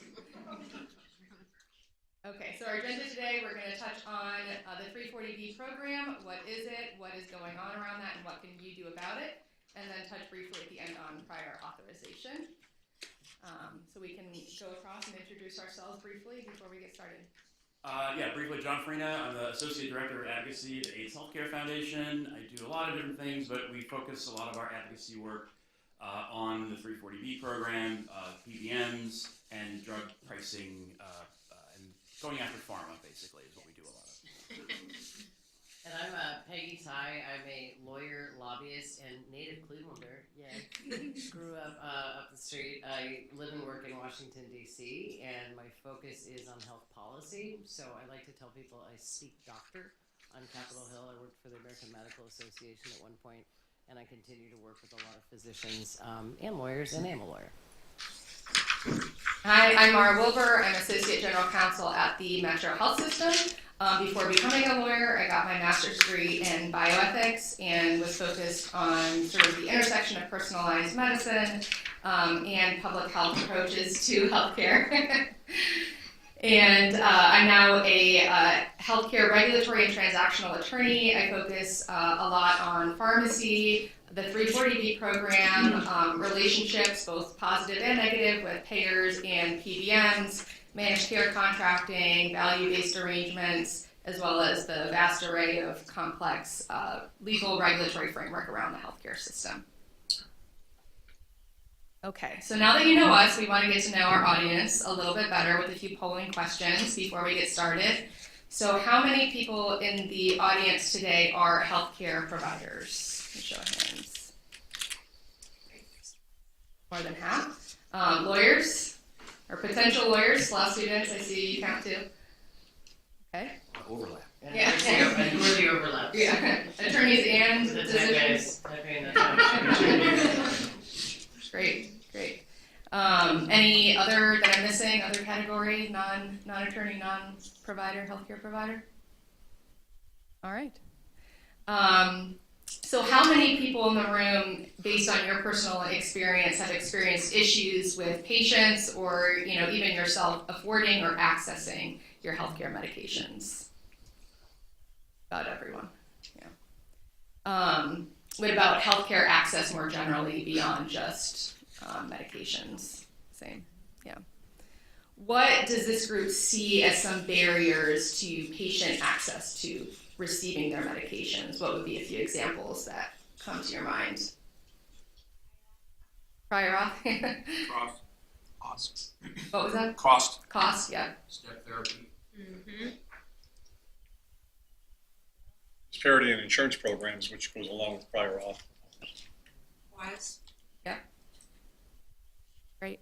What changes do you see as being needed to promote better patient access to receiving medications or healthcare services more generally? To start with. Well, less insurance. Yeah. Controlling prior authorization. Great. Well, we're going to help to answer that fourth question here today. And then last one, do you feel empowered to do something about drug pricing in the United States? The answer is yes. Yeah. And that's why we're here today, because I see a lot of scared faces, blank faces, shaking heads. And the reality is, especially, physicians, attorneys, you're really on the front lines to be able to do something. It is a critical time right now. We're in an election year.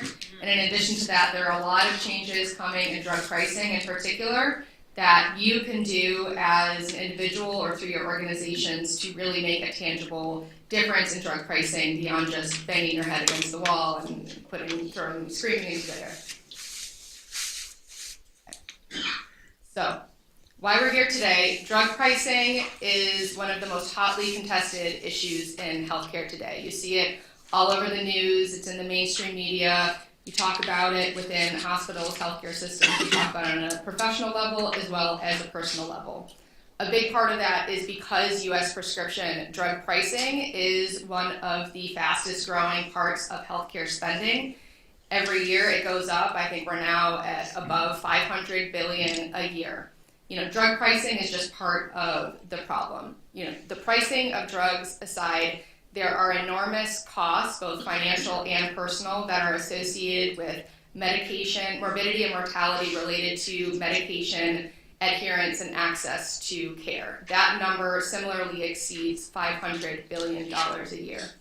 And the reasons why patients are not able to access their medications, drug pricing is a huge part of that because it can be prohibitively expensive for people to afford their medications. But there are also a whole host of other factors that contribute heavily to a patient being able to access their medication. There are a number of social drivers of health. There's lack of transportation, economic instability, job insecurity, lack of transportation, literacy, being able to even get a visit, to be able to schedule a visit with a primary care provider and see a provider, ability to access a healthcare provider in your community where it's convenient to you, at a location, at a pharmacy that's convenient to you, being able to do all of those things and have access to those social resources. Lack of social support would be another one. Addressing all of those things are key instrumental pieces to a patient being able to access and afford their medications, access to that social support system. And so when we talk about drug pricing, there's a lot of focus on the cost of medications themselves, and we're not going to give everyone a headache today talking about the world of complexity on why are drug prices so high. At a high level, it has to do with the huge framework of stakeholders and people that are involved in the supply chain for medications. And so what we are going to focus on today is that access to care component. And that's really an area where we can all make a difference and do something today. And like I mentioned before, it is a critical time this year to make our voices heard. And there are tangible things that you can do to address access to medications in the United States. And so our healthcare safety net, for the reasons we'll get into today, is currently under attack, and it's really at a critical impasse right now to be able to stand up and do something about it.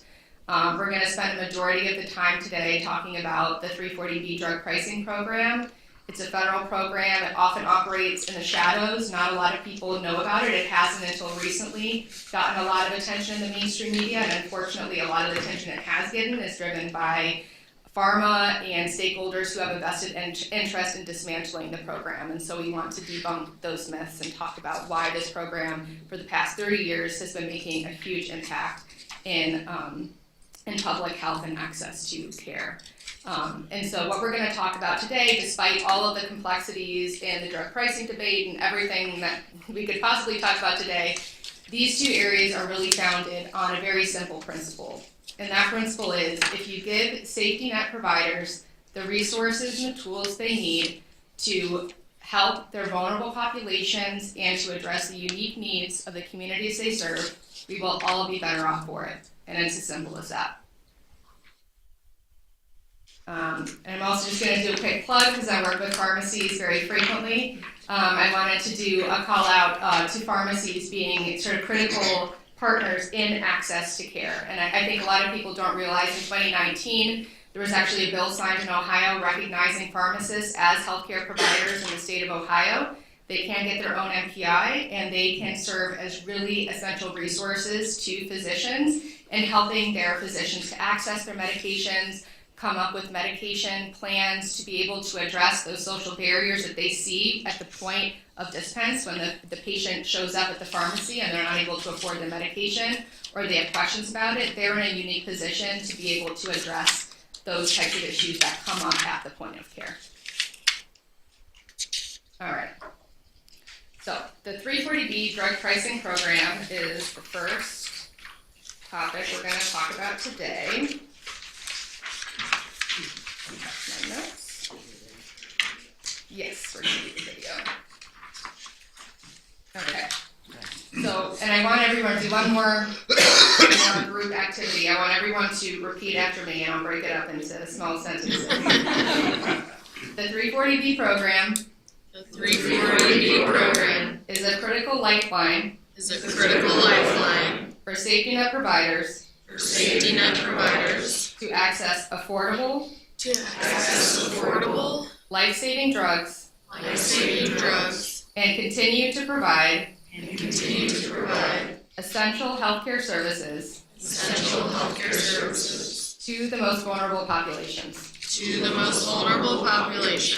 That is the most important thing you can know about the 340B program and what pharma and other people have tried to manipulate and change the legislative purpose of the program. So if you leave with nothing else, that is the highlight. Well, can I give a story real quick? So why the 340B program? This is a program, a federal government program that's about 30 some years old right now. So what happened is, maybe you've heard of Senator Hatch, maybe you heard of Senator Kennedy, right? These names sound familiar. Hatch and Kennedy got together about 30 years ago, and they were saying, boy, drug prices are going through the roof. What do we do about it? And Kennedy said, let's do price controls, as a good liberal Democrat would say.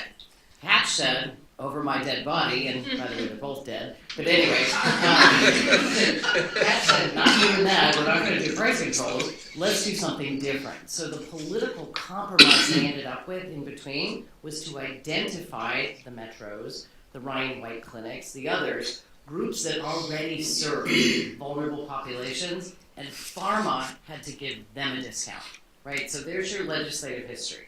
This is not a handout from the federal government of money to people for their drugs. Make sure you got that. This is not, High Pharma has to give a discount to individual people for their drugs. It's not that. It's a different thing. So we have a video that will also help explain this to you. Very simply, I hope we're not talking down to you by showing you this cartoonish video, but I think it's pretty smartly done. How do I, maybe I'll press the space key and see if that... What is 340B? To find out, let's go back to the early 1990s. Money was tight, as it always is, and it was a difficult time for America's safety net providers, those providers treating large numbers of poor and uninsured patients. So as part of the Bipartisan Veterans Healthcare Act of 1992, Congress created the 340B drug pricing program. The 340B program allows qualifying safety net providers and certain qualifying hospitals to buy prescription drugs at discounted prices from drug makers.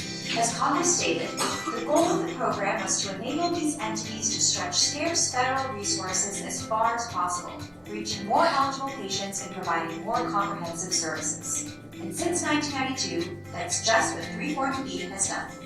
Let's explore how 340B actually works. Here is a small clinic in Ohio that participates in the 340B program, and two of their patients, Bob and Tina. Now let's say a 1 month supply of a diabetes drug costs the clinic $1,000 from a drug maker. Tina has private insurance, which pays the clinic $1,100 for her medication. Now, Clinic A has $100 in income, but with 340B, the clinic can buy that same drug from the same drug maker at a special lower price of $600. With 340B, the clinic still gets paid the $1,100 by Tina's insurance, but the sale now generates $500 in income, which the clinic must use towards its expenses. Now, along comes Bob, another patient at the clinic. Bob doesn't have insurance, but he needs medication too. Fortunately for Bob, the clinic now has that $500 in 340B savings to help pay for his treatment, and that $500 hasn't cost taxpayers anything. Without 340B savings, many clinics and organizations would have to find new money to stay open, most likely from taxpayer dollars. Either that or the clinic might be forced to send away patients like Bob, and those patients go untreated. Or worst of all, the clinic could close down altogether. But thankfully, clinics and their patients thrive in 340B because it allows clinics to offer better means of treating and keeping patients in care. The 340B program is already well regulated by the Federal Health Resources and Services Administration, which established rules that manufacturers and providers must follow to participate in 340B. Congress also keeps a very close eye, and 340B safety net providers and hospitals are subject to oversight, monitoring, and regular audits. Smaller safety net providers like Ryan White clinics who treat patients living with HIV/AIDS are concerned because the mechanics of 340B are often questioned or reevaluated by lawmakers and challenged by drug makers that would rather sell their products at a higher price. The truth is, this small program that does a world of good only accounts for 1.3% of all drug purchases in the U.S. We want to protect the vital assistance 340B gives to Ryan White clinics and all safety net providers. 340B has been working as intended for safety net providers and their patients for over 25 years. And that's why we'd like Congress and elected officials to simply let it be. To get involved and find out how to protect 340B, visit let340b.org. Now everyone's a 340B expert. Okay, so that video did a very good job of explaining at a high level what the 340B program is, and Peggy told you why it was enacted. It was to address increasing levels of drug pricing and helping to protect a selected group of safety net providers to continue to provide access to healthcare services and uncompensated care for the communities that they serve. And so that those group of providers was sort of narrowly tailored and selected by Congress. It has expanded over the years as patient needs have changed, recognizing the importance that certain types of facilities serve in communities. And so those generally include disproportionate share hospitals. That would be a super safety net hospital like the National Health System. Certain types of federal grantees, such as federally qualified health centers or FQHCs. Ryan White HIV/AIDS program grantees, certain specialized clinics, children's hospitals affiliated with state government, critical access hospitals, sole community hospitals, rural referral centers, and standalone cancer centers. So that's the defined group of providers that are eligible to participate in the 340B program. And so the way that it works is that as a condition for manufacturers receiving reimbursement from Medicare and Medicaid, they are required to sell a select portion of covered outpatient drugs. It's not all medications, it's specifically tailored to covered outpatient drugs to these safety net providers at what's called the 340B ceiling price. And so by those safety net providers purchasing the drug at a lower cost, and then receiving reimbursement, as contracted through their payers. There is some savings and revenue generated in between that they're then able to reinvest in the communities they serve. And in enacting the legislation, Congress did not dictate how those savings would be used, because specifically the safety net providers are best suited to determine the unique needs of the communities they serve.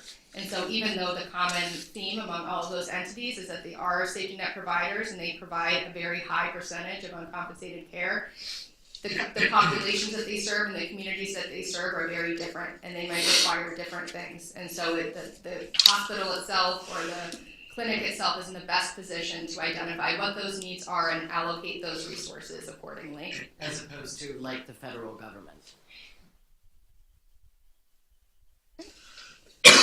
So what we're not going to do today is go through all of the nuances of how the 340B program works. That could be an entire, we can have a series if anyone's interested in hearing more about how the 340B program works. We can have some additional programming through the healthcare law section of the CMBA on that. Please reach out to me if that's something you'd be interested in.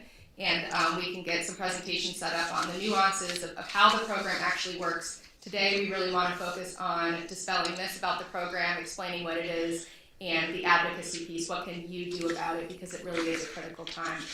But at a very high level here, the program only applies to certain types of providers in certain types of situations, to certain types of patients, to certain types of drugs. And so you can see on the slide here, in order for that to occur, the covered entity needs to have a medical relationship with the patient.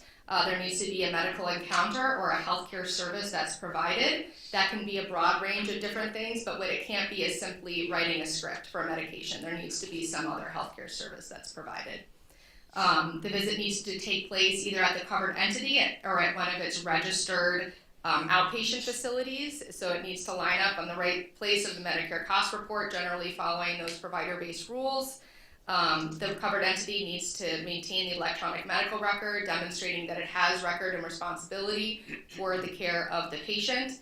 And then the script needs to be a covered outpatient drug. So HRSA releases, updates the list of what qualifies sort of regularly throughout the year. That list might change. It's generally only covered outpatient drugs, so it wouldn't account for inpatient drugs, certain vaccines, infusions, things of that nature. And then the script needs to be filled either at one of the in-house pharmacies of the covered entities. So that could be one of the pharmacies at a retail, or one of the Metro Health retail pharmacy locations. If you go to Beechwood, there's a pharmacy, embedded in that outpatient clinic.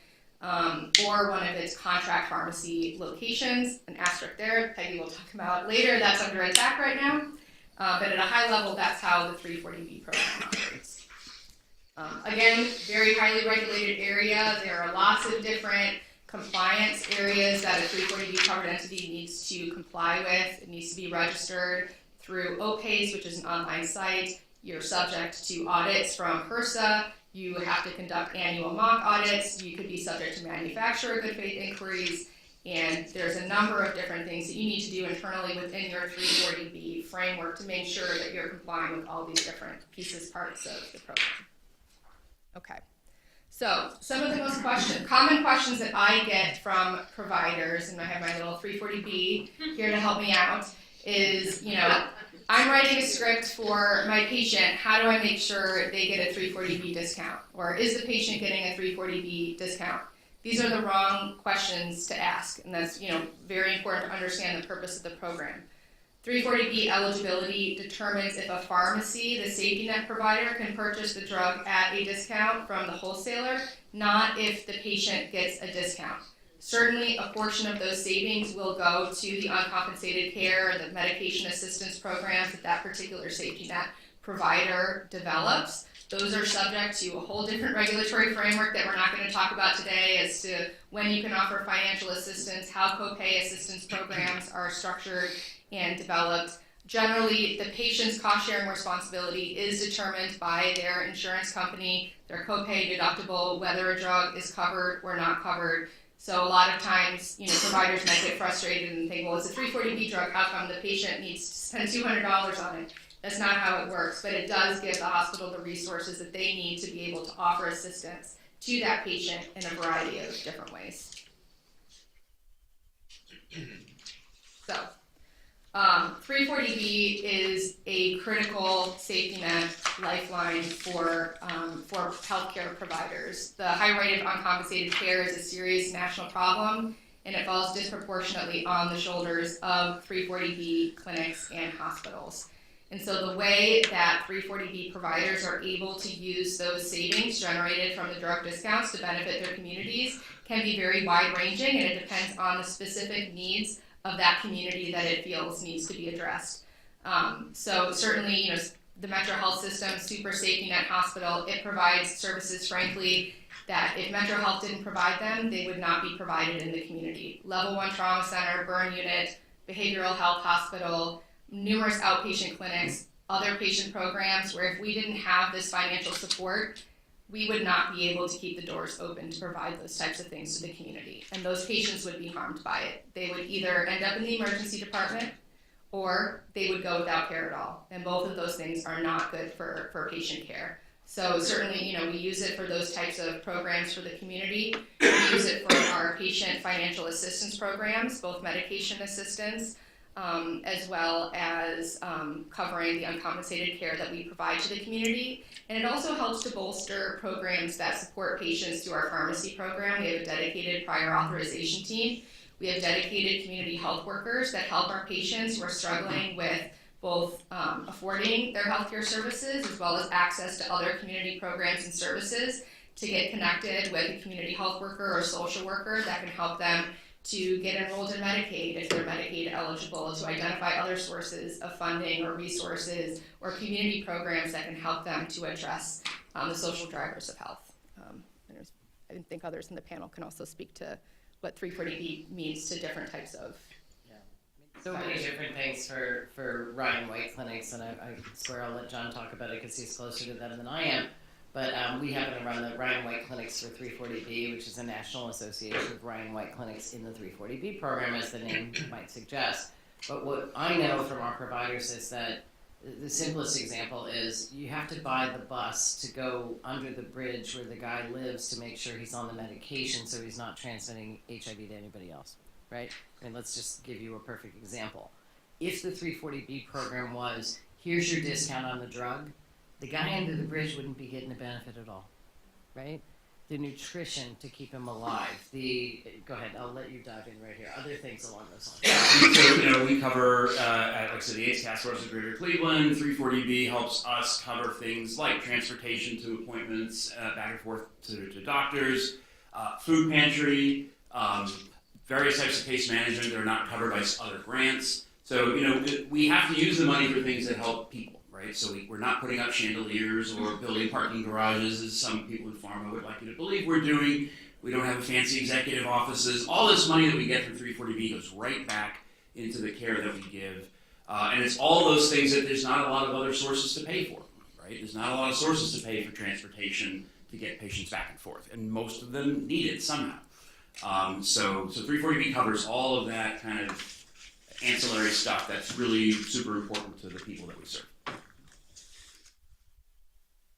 Okay, so just to close it out here, it is really an essential lifeline to our healthcare safety net.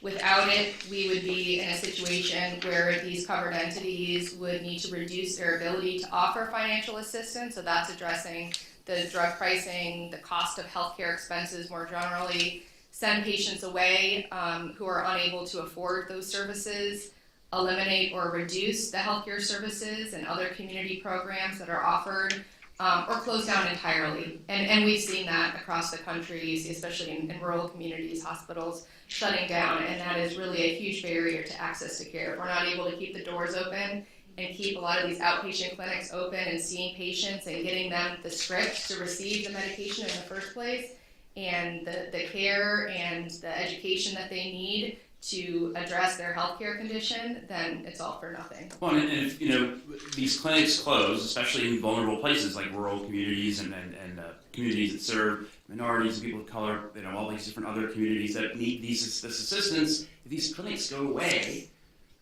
people have nowhere to go. Somebody's got to take care of them, right? So it's either going to come from the federal government or the state government.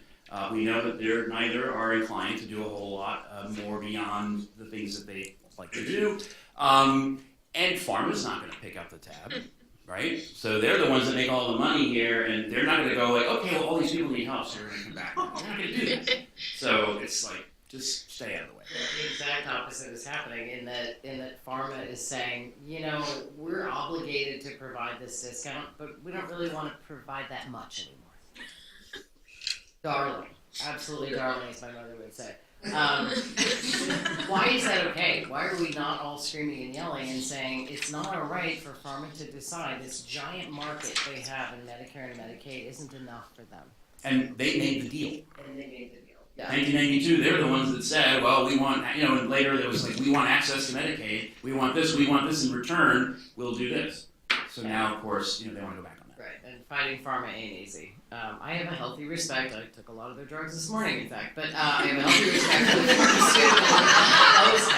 for the illegal ones. I have a healthy respect for the industry, but in this instance on the 340B program, I think their greed is just, it screams, and it's ugly.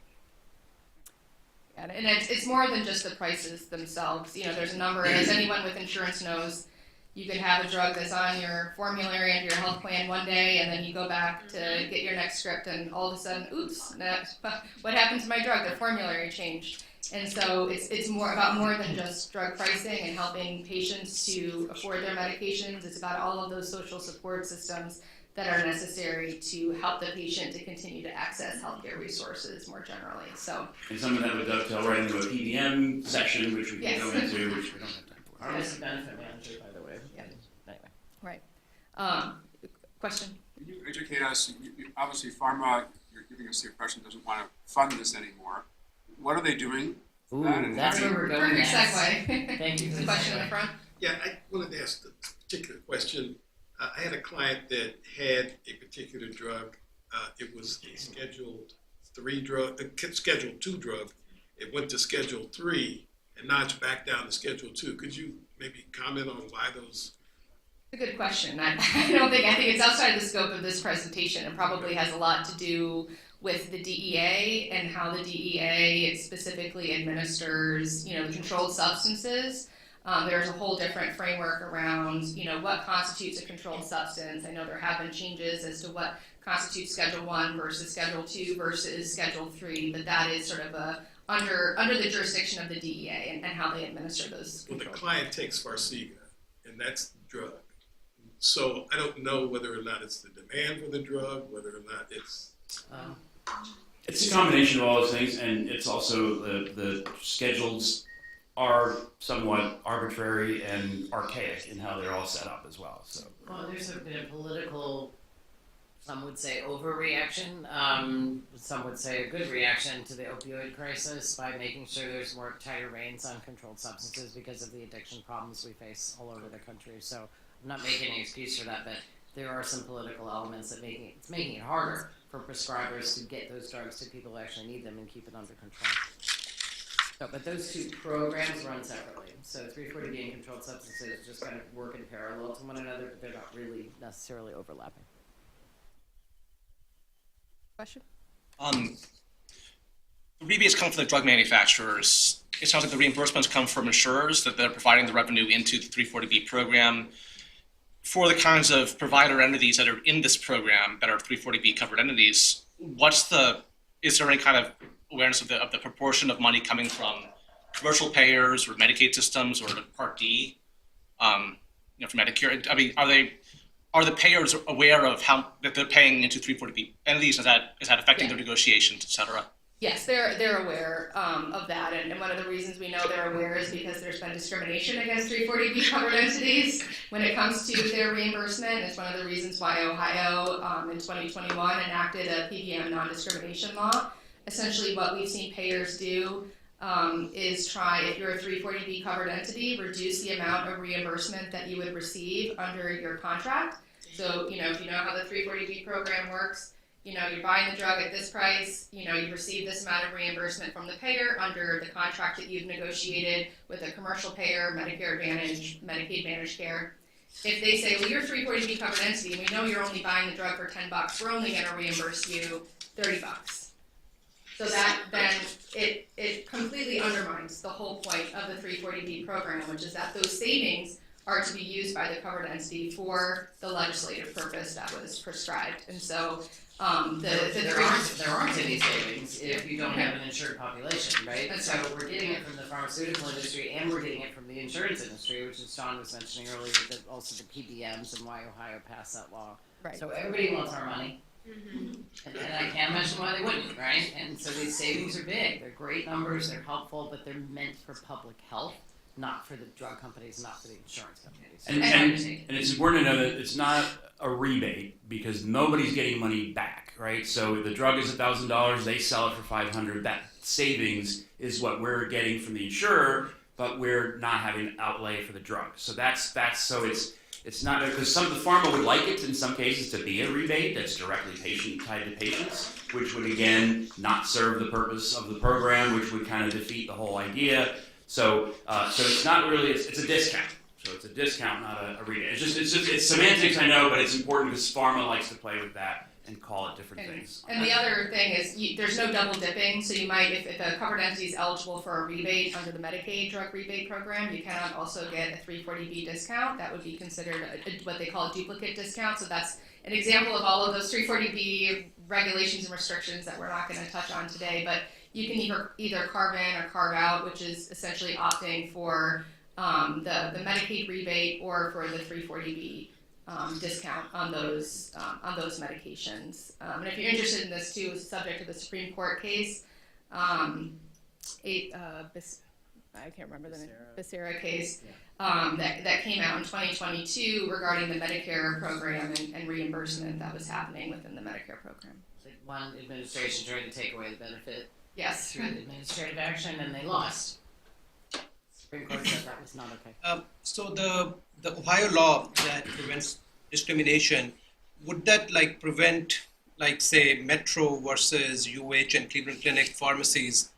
So all these big systems in Cleveland, they are buying a certain drug at the exact same price. Is it with that law, did it change or is it still different? No, so the way that the law that was passed in Ohio works, it would essentially tell a commercial payer that you are not allowed to impose reimbursement on a 340B covered entity. So you can't, for example, reimburse Metro Health because it is a 340B covered entity at a lower rate than a non-340B provider because it is a 340B provider. You can't impose fees and other hoops and hurdles that you need to jump through because of the fact that Metro Health is a 340B covered entity. So that's the way that it works. Exactly how each particular healthcare institution is reimbursed under those payer contracts, that's unique to them. For antitrust reasons, UH and the clinic and Metro Health can't be talking about how they get reimbursed under those contracts, but at a high level it prohibits discrimination from the payers against 340B covered entities. So I can see from a payer's perspective that they would know that Metro is a safety net hospital, so they're going to say that, okay, we don't discriminate, but we're still going to give you this price for a certain drug. Yeah, I mean, even more simply stated, they can look on this, I call it Au País because I studied Spanish at Beaumont School for Girls up the road, but anyway, Au País. The Au País website, you can find out who a 340B provider is just by looking it up. It's public knowledge, right? So those insurers have cleverly thought, well, why don't we just write in our contracts, if you're 340B, we're not going to give you a good rate. Because that's discriminatory, and they can't do that. So not just Ohio decided to pass a law against it, but 29 other states jumped in the last 2 years and said that is not okay because you're completely undermining the 340B program. So there was a wave of states who jumped in and said, bad behavior insurers, you're going to destroy the 340B program. You can't do it. And it's also one of the reasons why, I don't know if anyone in this room is familiar, Ohio Department of Medicaid recently switched to a single pharmacy benefit manager. That was as a result of a report that was released that essentially talked about all of the money that these pharmacy benefit managers, PBMs, were retaining in the form of manufacturer, rebates and other things that were not being passed through to payers. Payers, if the PBM is generating or purchasing a drug at a lower cost, theoretically, should be passing those savings on to the payer, who then in turn can offer a lower price on those medications to the patients that receive benefits from that payer. That wasn't happening. So the effective October of 2022, the Ohio Department of Medicaid now contracts with Gainwell Technologies as a single pharmacy benefit manager to address some of those issues, to increase transparency, and to promote standardization across the Medicaid program when it comes to prescription drug benefits. Okay, so yeah, a very, very complex problem. There's a lot going on. Do not feel overwhelmed. We've got Peggy, we've got John here. They're going to help us through this, and they're going to tell us, why this program is incredible. Why are all these people against it? What's going on with 340B? They're going to walk us through those arguments and tell us what we can do to help. Okay, so I'm going to dive in with this very colorful chart, but I can't read from here, so I have to kind of memorize. Okay, yay, it's in front of me. Glasses would be necessary. Okay, all right, now we're good. So what is the overall debate? So some of you may go home and start Googling, or maybe you're Googling now, and say, well, what's Pharma saying about this? I kind of want to hear Pharma's side of the debate. What I did for you is I put it down into kind of 4 buckets of Pharma says this and we say this. So if you're looking at this slide, the first one I'll go over for you is that there is explosive growth in the program. It's too big, it's grown. The program has grown, and that's a good thing in my mind. What is wrong with a program that stated legislative intent is to serve more patients with more comprehensive services, and Pharma comes in and says the program's too big? Well, it's too big because they don't want to pay the discounts. I'm sure they think it's too big, right? We think it's because it's aligned with the program.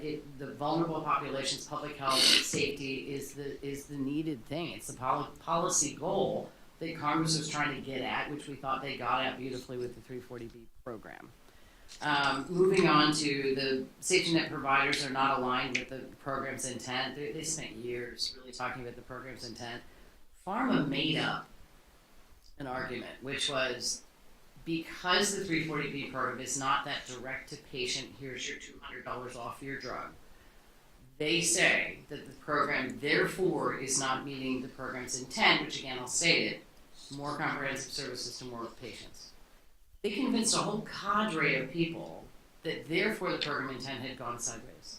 I don't know what program intent they're reading, but they're way off base. But Pharma has a lot of lawyers and a lot of money, and they've been making huge noise about this. And I think we've already convinced you, so I won't go through this line by line, is how the comprehensive care works. Also, they're complaining that there's no transparency. There's no transparency, and we don't know how this money is being spent. Well, in the grantees, as they call them, the HIV/AIDS clinics, the Ryan White clinics we've been talking about, or the FQHCs, the federally qualified health centers, those clinics are required to report it by the nature of that grant program. They have exhaustive, extensive reporting requirements that say this is exactly how we use every dollar that comes into that grant program, including the 340B program. So Pharma can just shut up because the grantees are absolutely very transparent. Mara has already told you how transparent the hospitals are. They have to report in a myriad of different ways. Some federal, some state, they're 990s, they're community benefit, but Pharma has come up with this tricky argument, political argument of, but we need more transparency. This program must be wrong if there's no transparency. There is not no transparency, there's lots of transparency in this program. But that's a politically smart, knee-jerk thing for Pharma to go out there and say because it causes alarm. Because Pharma is so transparent with everything that they do, Yeah, and that Metro really is not serving underserved patients. That's lovely. The Ryan White Clinic's not serving underserved patients because there's not enough transparency to prove that it's X number of people who get the $200 off the already way high-priced drug that they, by the way, set the prices on. Mm-hmm. So Pharma, it's funny, if you think of that delta we were just talking about of the insured and the uninsured population, it starts with what price Pharma's charging. It's part of the construction of how you get your savings in the 340B program is it starts with what Pharma's price is. We won't get into the details of which price, but basically it's Pharma's price. They have control over that. Therefore, they have control over the discount amount we get. If they lowered their prices, we would have less of a discount. So here's a problem, according to Pharma, that I think is of their own making, right? I don't think that's a stretch in making that argument. Moving on, I think other things we've already talked about, the direct-to-patient benefit, it will collapse the program. And all of the various audits that 340B entity has to go through in order to continue to qualify and continue to show, talk about transparency, way more transparent than many things. Pharma can't pass their own audits when you come to things about overcharging and price discrepancies. They fail continuously. So they can't even pass audits, yet they want us to be audited even further. Yeah, so lobbyists, putting on my lobbyist hat, have to fight where? In Congress and in the state legislatures against Pharma, which is a whole lot of work and not a lot of fun when they've got all the resources in the world. So what's happening in Congress with the 340B program? So back in 2017, there was a big movement, and mainly because Republicans were in control of at least the Senate and probably the House and the Senate at the time, and there was a bill that was running through, and it was going to change 340B and going to decimate it. Who wrote it? Shock surprise, the pharmaceutical industry. We were able to kill it at the time in a bipartisan fashion. We were able to kill that bill. But since that time, many years later, Pharma has just escalated. Their op-eds, their websites, their work. They have played every trick in the book. They have worked very hard to convince members of Congress that this program is explosively growing and is wrong and is riddled with fraud and all kinds of other things that they say, disingenuously so, in my opinion. And where does that take us? Can Congress do anything about this? Pharma was really smart. They went to those federally qualified health centers, or community health centers as we call them, and went to their national association and said, hey, why don't you work with us on a solution? We've been fighting for a decade. You're not winning, we're not winning, and let's come up with a compromise somewhere in the middle. And that association has been working with the pharmaceutical industry. In my normal world, yeah, you want to talk to the other side, right? You want to talk to the other side and see what you can come out with. But what NAC and Pharma did is they came up with this program called ASAP 340B, and they wrote a set of principles. And if you read through the set of principles, I think they are diametrically opposed to everything we just talked about, and that would absolutely undermine the 340B program. I worry that those community health centers have been co-opted in a way to believe that the only relief they can get through Congress is, John will say this, getting into bed with Pharma. So we are waiting for legislation to come out of this partnership of Pharma and some of the clinics in this program and to see what it's going to look like. In the meantime, and as a preemptive measure, 6 of our friends in Congress, and I wish it was still Portman because he was a big fan of the 340B program. He was really great. But Portman's former staffer now works for Thune. So we have somebody who knows 340B really well. You might have heard her speak or whatever. Sarah Schmidt is her name. Now works for a different senator, and they got together, these 6 senators, and decided, hey, we're not going to wait for Pharma to come up with another bad bill. We're going to write our own. So they wrote what is called a discussion draft at this point, and then an RFI, request for more information. So we are all now, as the 340B stakeholders, and I mean Pharma is included, chewing on a piece of legislation, a draft piece of legislation that came out in January, and responding back to them to try to figure out if there is a real, reasonable middle ground on 340B. That Congress can pass to improve the 340B program where it actually needs improvement, and to not harm the 340B program. If there's any harm to the 340B program, unnecessarily so, or that would, I think, harm a hair on a patient's head, we shouldn't do it. There are other groups who are saying, that compromise, we don't need fixing it. Let it be, as the AHF says. Let it be. Let the 340B program be because it's working. Where we end up at the end of the year is probably not with a bill, but with an issue for next year. As you might know, this is a big election, coming up, and Congress can't even figure out their budgets. Oh, anyway, it's a pretty big giant mess. So do I see this legislation moving in the next couple of months? Probably not. But it's not going away. Remember I told you back in 2017 we were having this conversation with Congress? We're going to continue it until we can find some relief. Some of that relief could come from litigation. Pharma's really good at suing everybody when something happens that they don't like. So there is pending litigation on multiple sets of matters that Pharma's engaged with. That has paralyzed Congress from acting on what they know they should be doing because they're waiting for the results of the litigation. There are at least, 5 cases still pending, and we're hearing a couple cases might happen in the next couple weeks, and that may change this entire debate. I hope it changes the debate in our direction. There was a recent case, the Genesis case, it's worth looking up. If you want to know more about the 340B program, do read the Genesis case, North Carolina case, I forget which circuit, but it talks about the intent and the purpose of the 340B program, and it talks about this concept of patient definition. So, South Carolina, thank you. So, patient definition. Who is a patient of the 340B program? Pharma has made a lot of noise about they don't even have a patient definition. If there's no patient definition, how could this program actually run? You're just picking people off the street and giving them our money, our discounts that we're giving through the pharmaceutical companies. It's another BS argument, or I call a fake out argument, because patient definition, as Mara described it to you, is actually prescribed in in guidance. In the 1996 guidance, it talks about it has to be your patient. You have to have control of their medical record. You have to have a relationship with them. Some of those. But when you're audited, can you demonstrate that, yes, in fact, you've seen this patient? There's a very easy way of doing that. Look into the medical record, see the healthcare service that was provided, see the drug that was prescribed. It's not that. Yeah, and Pharma's blowing this up as if we're just giving this out to everyone and abusing the program, which is really unfair. So Congress, we're going to be messing with this.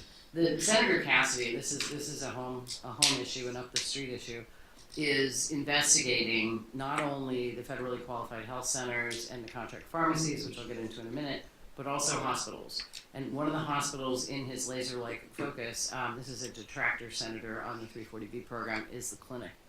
So Cleveland Clinic is under current investigation for the use of the 340B program. Most of us think wildly unfairly so. With that said, that's God, I hate this term, I shouldn't use it, but a witch hunt. In some ways, with Senator Cassidy talking about the growth of this program and how it must be evil if the program is large, which I think is a really kind of silly proposition. So where the good news is in the states. So what Pharma did in the middle of a pandemic, let me say that again, in the middle of a pandemic, decided that Congress was paralyzed into making any changes to the 340B program. A bill couldn't move through Congress. So they took it upon themselves to put restrictions on how contract pharmacy works. And what contract pharmacy is basically is if you don't have an in-house pharmacy like Metro, and they do both. They do both. But anyway, so let's say an entity doesn't have an in-house pharmacy, a running white clinic. They have to contract with a pharmacy that's elsewhere, right? So they're contracting with the CVS or whoever they're contracting with. Pharma decided they're going to put restrictions against anybody who's using contract pharmacy. and said in writing, in letters that went out, saying, we're not gonna give you the ability to use 340B when you use a contract pharmacy. Very genuine. So if I chose as a patient to go to Walgreens because that's what's closest to my house and most convenient for me to access my pharmacy services, that the 340B hospital, despite being a patient of the hospital and meeting all of those prerequisites, they were not going to receive a 340B discount on that drug. So as I like to tell folks on Capitol Hill and in the state legislatures, pharma made up the rules, unilaterally changed the rules. They've been operating for 30 years. Contract pharmacy has been going for, of course, you have a contract pharmacy if you don't have a pharmacy. Pharma can't just make up the rules. It's not okay. So what has happened in the states, I think, is very exciting, is much like PBM reform, where there's those 29 states who said stop PBMs, pharmacy benefit managers, basically the insurance industry can't discriminate against us. Much like that, what's happening in the states now is there's about 15 states that have introduced bills to say pharma can't interfere with contract pharmacy relationships. They don't have a right to do it. That's awesome. I mean, that's really cool movement. We're moving, and I think I have the map. So what is red? Do we know red states, right? This is me, my political coming out. And the blue states, and believe it or not, Florida is purple, according to Wikipedia.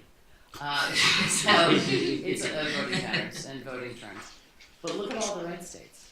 This isn't just a social liberals against conservatives argument. It's a public health and safety and taxpayer money issue. And in conservative legislatures in the middle of the country, they are introducing legislation to say it's not okay that pharma's writing their own rules. It's not okay that pharma is jumping in and just dictating the terms of the 340B program. What it hinges on for the lawyers in the room, I just told you this is a federal program. Why do the states have any right to regulate a federal program?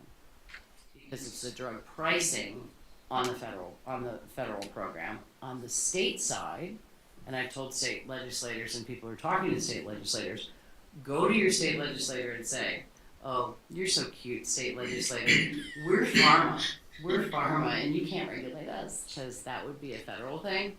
You don't have a right to regulate pharmaceutical companies who are distributing drugs in your state. And this apparently is helping us introduce bills all across the country, because no state legislator is going to buy that they can't regulate an industry doing business in their state. Come on. You can make it past your first course in law school to realize the preemption is not as simple as it's either federal or state. There's a lot of overlap.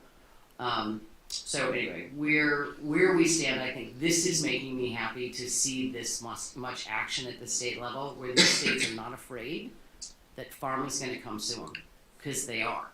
So the two darker red states, Louisiana and Arkansas, have been sued by pharma, and they're in the midst of litigation. And we were afraid last October, November, that other states wouldn't have the chutzpah, if you will, to jump in to ask to be sued by pharma. And look at them. They're coming in droves. And we're excited about that. So I think it's a real movement. And there might be a Supreme Court case coming out of this sort of in parallel. There are a number of cases in the district and appellate courts going on right now about the contract pharmacy disputes. When manufacturers first started introducing these policies, HRSA sent them violation notices, so the cases turn on what is HRSA's authority to enforce the program, which, there are some questions about it based on the rulemaking authority that it was given by Congress, but there's currently cases going on in 3 different appellate courts right now, and we don't know how they're all going to turn out. So depending on how each of those come, it's possible that they could go up to the Supreme Court. But all of this is happening in parallel with the legislation, the other state laws that are coming out. There's so many good, juicy legal arguments here. If you like digging into this stuff, whether it's preemption, states' rights is another way to talk about it. Administrative law. Administrative law is all over this, the politics and policy making. This is why I'm jazzed about 340B. It's also about public health. It's something I believe in and that we should be protecting and trying to protect, and that working with state and federal legislatures, it matters. So how are we fighting? And this is why we wrote John in to have this conversation, because his group, AIDS Healthcare Foundation, is one of the very best at fighting loudly against these kind of attacks against this important safety net program. So I will turn it over to John and talk about how he does advocacy, but hoping he will also talk about my two groups. What groups are those? No. So AIDS Healthcare Foundation started out as an AIDS hospice foundation 40 years ago in California, back when no one would house or take care of people living with AIDS. They had nowhere to go, so we got into the housing business, and of course that turned into a larger, like a lot of AIDS organizations that started with one singular purpose, that they've grown into bigger full-service organizations. We saw many, many years ago, long before other people started to take notice, that pharma was kind of slowly, quietly picking away at 340B in congressional offices and in meetings, so we decided to start doing advocacy around that. We formed the Let 340B brand, if you will. We have a website that has all sorts of information there. We're very simple in our advocacy. It's 340B works, leave it alone. We're not upset about expansion, like Peggy said. That's a good thing for the program. It's serving more people. Reforms will only weaken it and ruin it. Picking away at anything, it's like a slippery slope kind of thing. You're going to start losing other things. And once they get a win, they're going to keep pushing for more until they make it go away. So we're pretty loud and we're pretty vocal in our opposition to some of those things. Don't be afraid. Don't be surprised if we show up with a group of people walking back and forth with signs and chanting things like "Hey, hey, ho, ho, pharma greed has got to go," and stuff like that. Well, I'll just then tease them a little bit. But if you think about the '80s and HIV activism, these kind of groups were out there protesting, and the only way to really get attention was throw your body in the middle of a church, or other things like that. So they come from that school of protesting gets you attention, and I admire that. I think it's great that they were able to do that, and they bring the necessary attention on things that are this bad. And in many cases, or in some cases, we get results. We've gone to Optum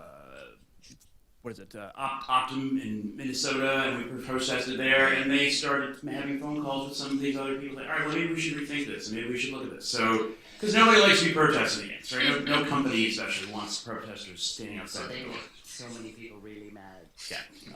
So here you all are. You heard us say all this great stuff and all this different stuff about 340B and what's going on in states and Congress. So what do you do about it, right? So what's your role in protecting and defending 340B? There's a lot of ways you can do advocacy. Many of them are listed up here. The bottom part of that are things that certainly you can get involved in certain ways, like giving testimony, being a plaintiff in a lawsuit, being interviewed by media and so on, or participating in a protest. But many things that you can do that are pretty easy to get into, right? So meetings and visits with your members of Congress. Get to know the staff in your local district office. You can talk to them about not only 340B, but there's probably any number of issues that you care about that person needs to be able to influence their boss, the member, with information. So introducing yourself, and walking into a congressional office, "Hi, I'm so-and-so, I'm Dr. So-and-so, or I'm a lawyer, I work with these people, I work at Metro." They want to hear from us. And so that kind of relationship is important. Plus, you can also make yourself a valuable resource when issues come up related to 340B or other things that you work within. They'll call you and ask for information, or they'll call and ask you to testify or be a part of some sort of advocacy around that issue. So it's important. One thing I'll just jump in. If you work for, a healthcare organization, I know Metro has a government relations team. They're actively engaged on this, so you can go straight, if it seems daunting to go straight to, someone else, just reach out to your government relations team. They already have a strategy and communications around what our, stances are.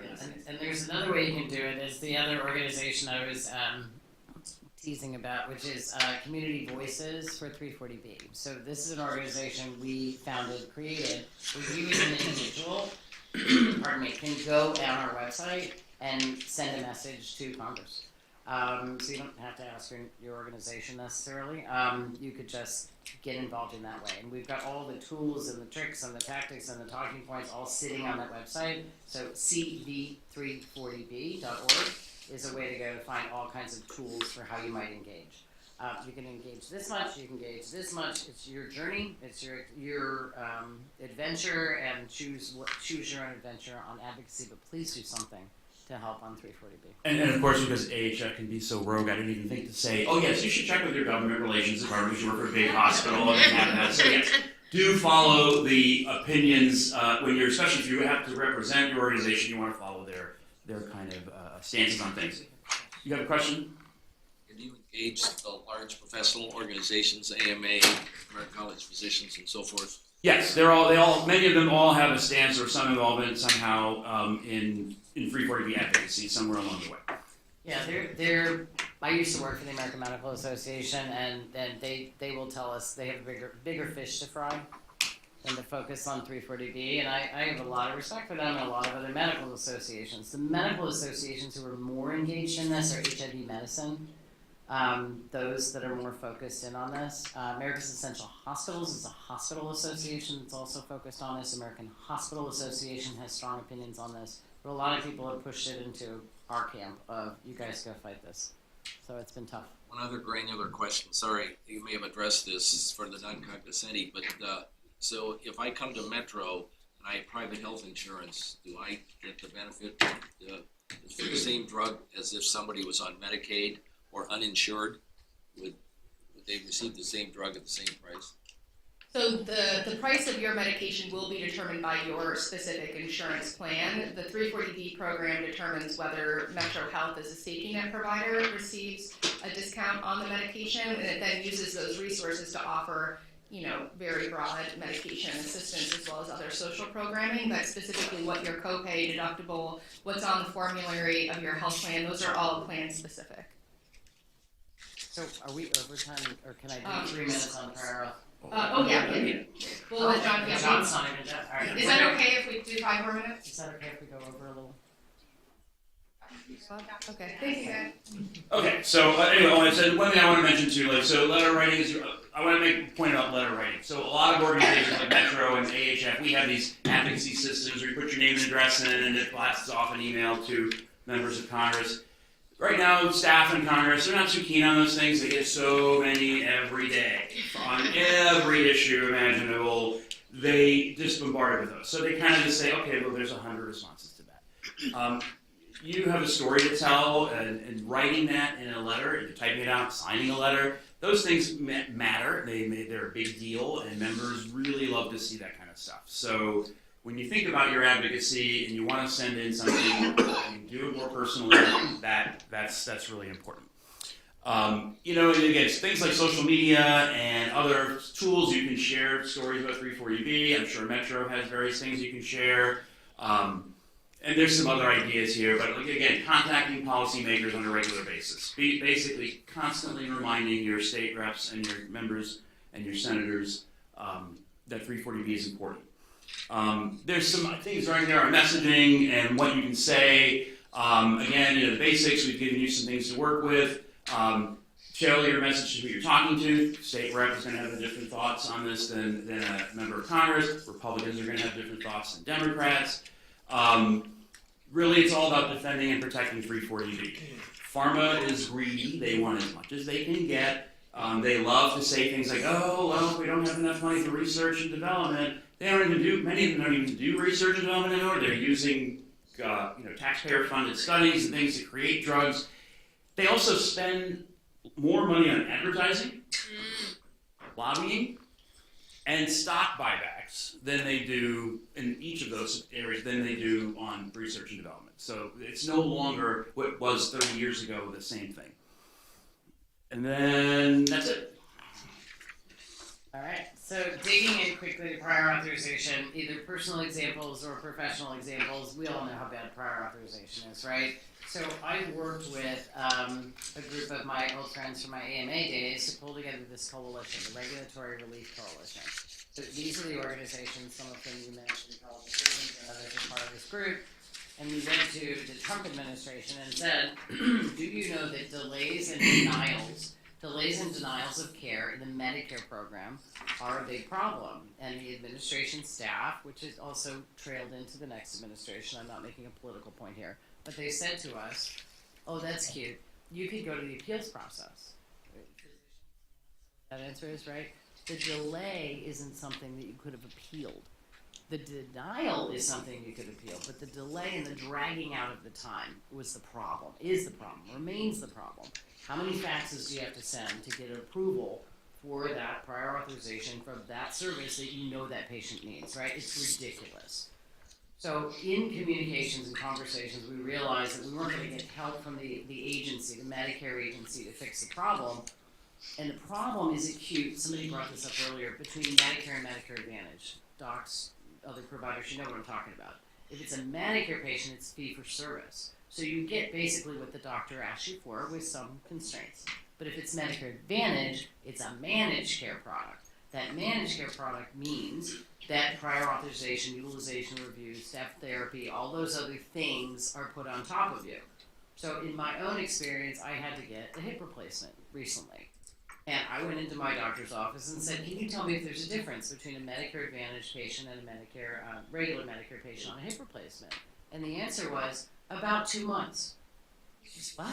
For the exact same clinical symptoms, it was months of difference between getting that surgery that that physician knew that patient needed, just because of the difference of managed care versus fee for service. Anyway, we fight in this coalition, and we're delighted to say that we influenced an entire administration. So we had a bill, we got tons of co-sponsors on this bill, we got 500 endorsing organizations, and just for the last 5 years pushed the issue to the point where a year and a half, 2 years ago, the Biden administration wrote a rule. And the rule is not just for Medicare Advantage, but it's bigger than that. It's for the Children's Health Insurance Program and all these other insurance programs to say to insurers, enough is enough. You have to give physicians and other providers a set date on when you're going to give a decision. We're not getting rid of prior authorization, by the way, but you have to say within 7 days if it's non-urgent and 24 or 48 hours if it's urgent. Wouldn't that be a lovely world to live in? Right? And how simple that it took us almost 10 years to get to a place where we finally influenced our policymakers to say, you also, insurance companies, have to tell us the rules ahead of time. You can't make it up as you go along because you're looking at your bank account and trying to figure out, what do your receipts look like by the end of the month? How about providing the care that people have actually paid you for, and not letting you do the float of a couple of weeks or months so you can hold on to your money longer. Sorry, it's my soapbox. So, but that's what we're doing, and there is a rule that just got finalized. I hope that the bill I helped draft will codify that rule, so it isn't just a regulatory action. You guys lawyers know the difference between something that's codified and just a regulatory action. We want our bill to codify what the rule did so that this becomes literally the law of the land. So very excited about this. Keep your eyes out for prior authorization. I think huge watershed moment for regulation of the insurance industry, and we're right on the edge of it. Thank you, everyone, and thank you for having us over tonight.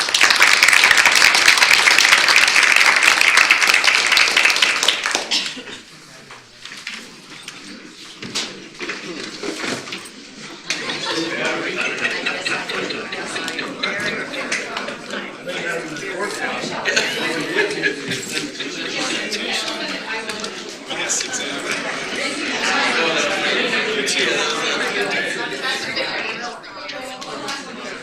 Just staring at your reaction.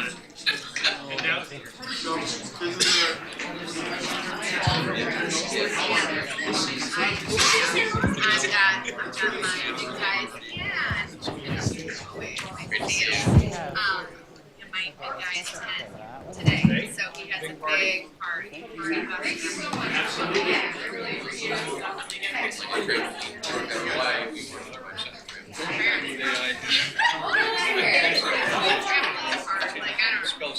It should be fun.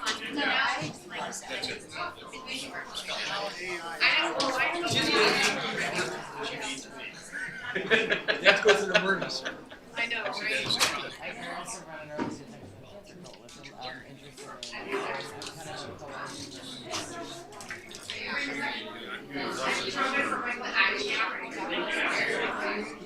Please do.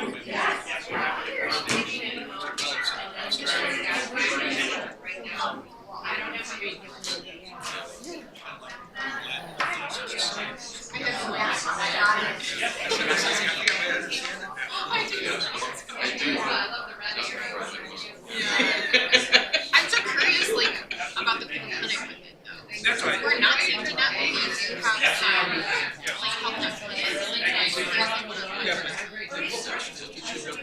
Okay, I'm glad you did. That's a problem. I don't know. This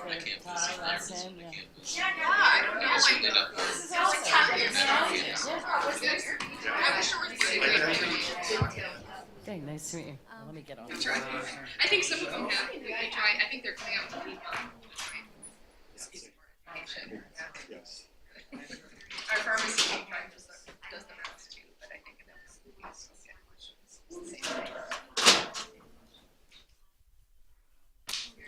You want to start, or do you want me to start and you'll? I like video. Yeah, it just made our jobs a little easier. People always like a video. It's also going up for doctors. Yeah. Yeah. Very, very. There's a little cartoon. Right down to the right level. That's why I was like, yeah, sorry. I was like, no.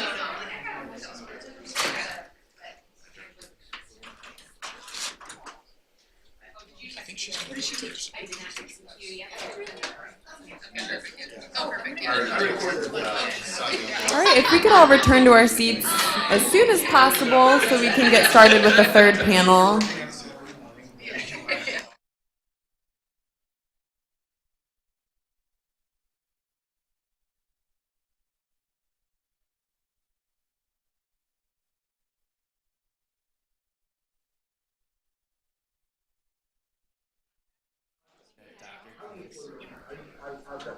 So we have a contract with Walgreens, CVS, Rite Aid, all of those, and so it has to meet a bunch of different requirements that are in guidance for, like, we have to maintain compliance over how they use it. So there's a TPA Give everyone just maybe that 1 we or 2 more also have a minutes. contract with, usually like to capture our excess benefits. The TPA, essentially, we also have a contract, the pharmacy has a contract with the TPA to administer the 340B benefit, and then we also have to pay the dispense fee to the pharmacy to do this for us. So it kind of cuts into part of the savings, but it's better than nothing. So it's really the TPA that's helping to administer to follow the criteria for qualified as patient. That's that money, the savings. So we are the Doesn't one flow back in purchasing. the metro. Yes, so we purchase the drug. So we essentially, that contract says that CVS, you are dispensing this drug on our behalf to be purchased. And then we, it's like a virtual inventory. So you essentially, through our wholesaler, would replenish them. So they have an inventory of, yes, this person's a 340B patient, no, this person wasn't. They use the drugs out of their inventory and they kind of have an accumulator. And so then we would replenish. Then, so we have our wholesaler replenish the drugs that we provide to Metro Health. It's like right, exactly. Yeah, so they're using their own stock and we're replacing it.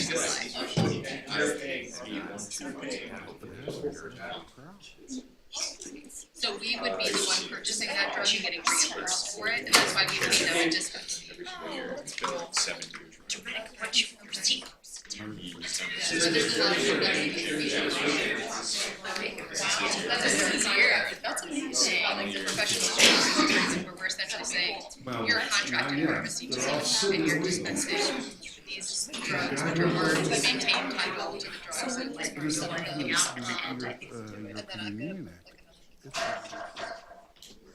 By the way, this is what we're thinking of doing. There's a big disclaimer there that this may not be what you see in a couple months. All right, I think we can go ahead and get started.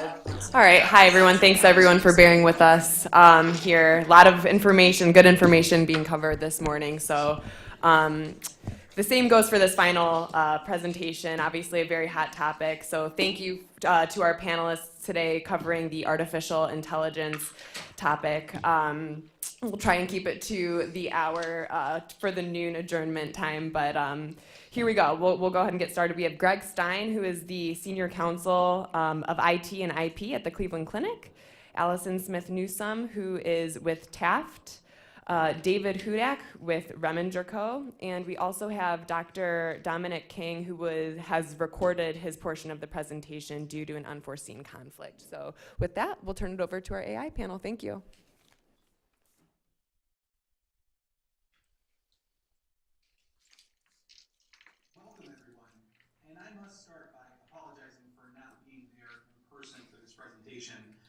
It's almost fitting that a presentation based on AI and technological applications in healthcare is being kicked off by somebody that is digitally coming to you from the past. And you might even wonder whether or not we use a voice generation AI software tool to generate everything you're hearing right now. So, we will begin with a tool that almost everyone in the room has likely heard of, and that's ChatGPT. Now, ChatGPT is an AI language model developed by a company called OpenAI that can understand and generate human-like text and enable interactive conversations across really a wide range of topics. So, of course, to start off this presentation, I told it that I was giving a presentation at a medical legal summit with 3 other presenters. The topic of our presentation is AI applications in healthcare, and I'd like to start the presentation off with an appropriate joke that applies to the topic. And it says, certainly that's a great idea to add a touch of humor to engage your audience. And it says, how does AI stay out of legal trouble? It always follows the 3 laws of robotics. Document, document, document. And so I told it, boo, hiss, that's awful. Give us something else. It says, I apologize if the previous joke didn't quite hit the mark. Let's try a different approach. I asked Siri if AI will replace doctors. She said, I'm not sure, but I can recommend a good malpractice attorney just in case. So it seems like we still have a ways to go with AI replacing stand-up comics. So we'll now embark on a journey to see how AI has developed through time and where applications have crossed into healthcare. We'll start in the mid-20th century, exploring key milestones and some revolutionary ideas along the way. Before we do, though, I do want to mention that all the images in this presentation were created by DALL-E, which is an AI program also created by OpenAI that generates images from text descriptions. So it allows users to create visuals simply by just describing what they are. And of course, we can discuss later what this means regarding the rights to use these images and what permissions are needed for AI-generated images of real-world events. So our story begins in the late 1950s, a decade that's marked by many rapid technological advancements.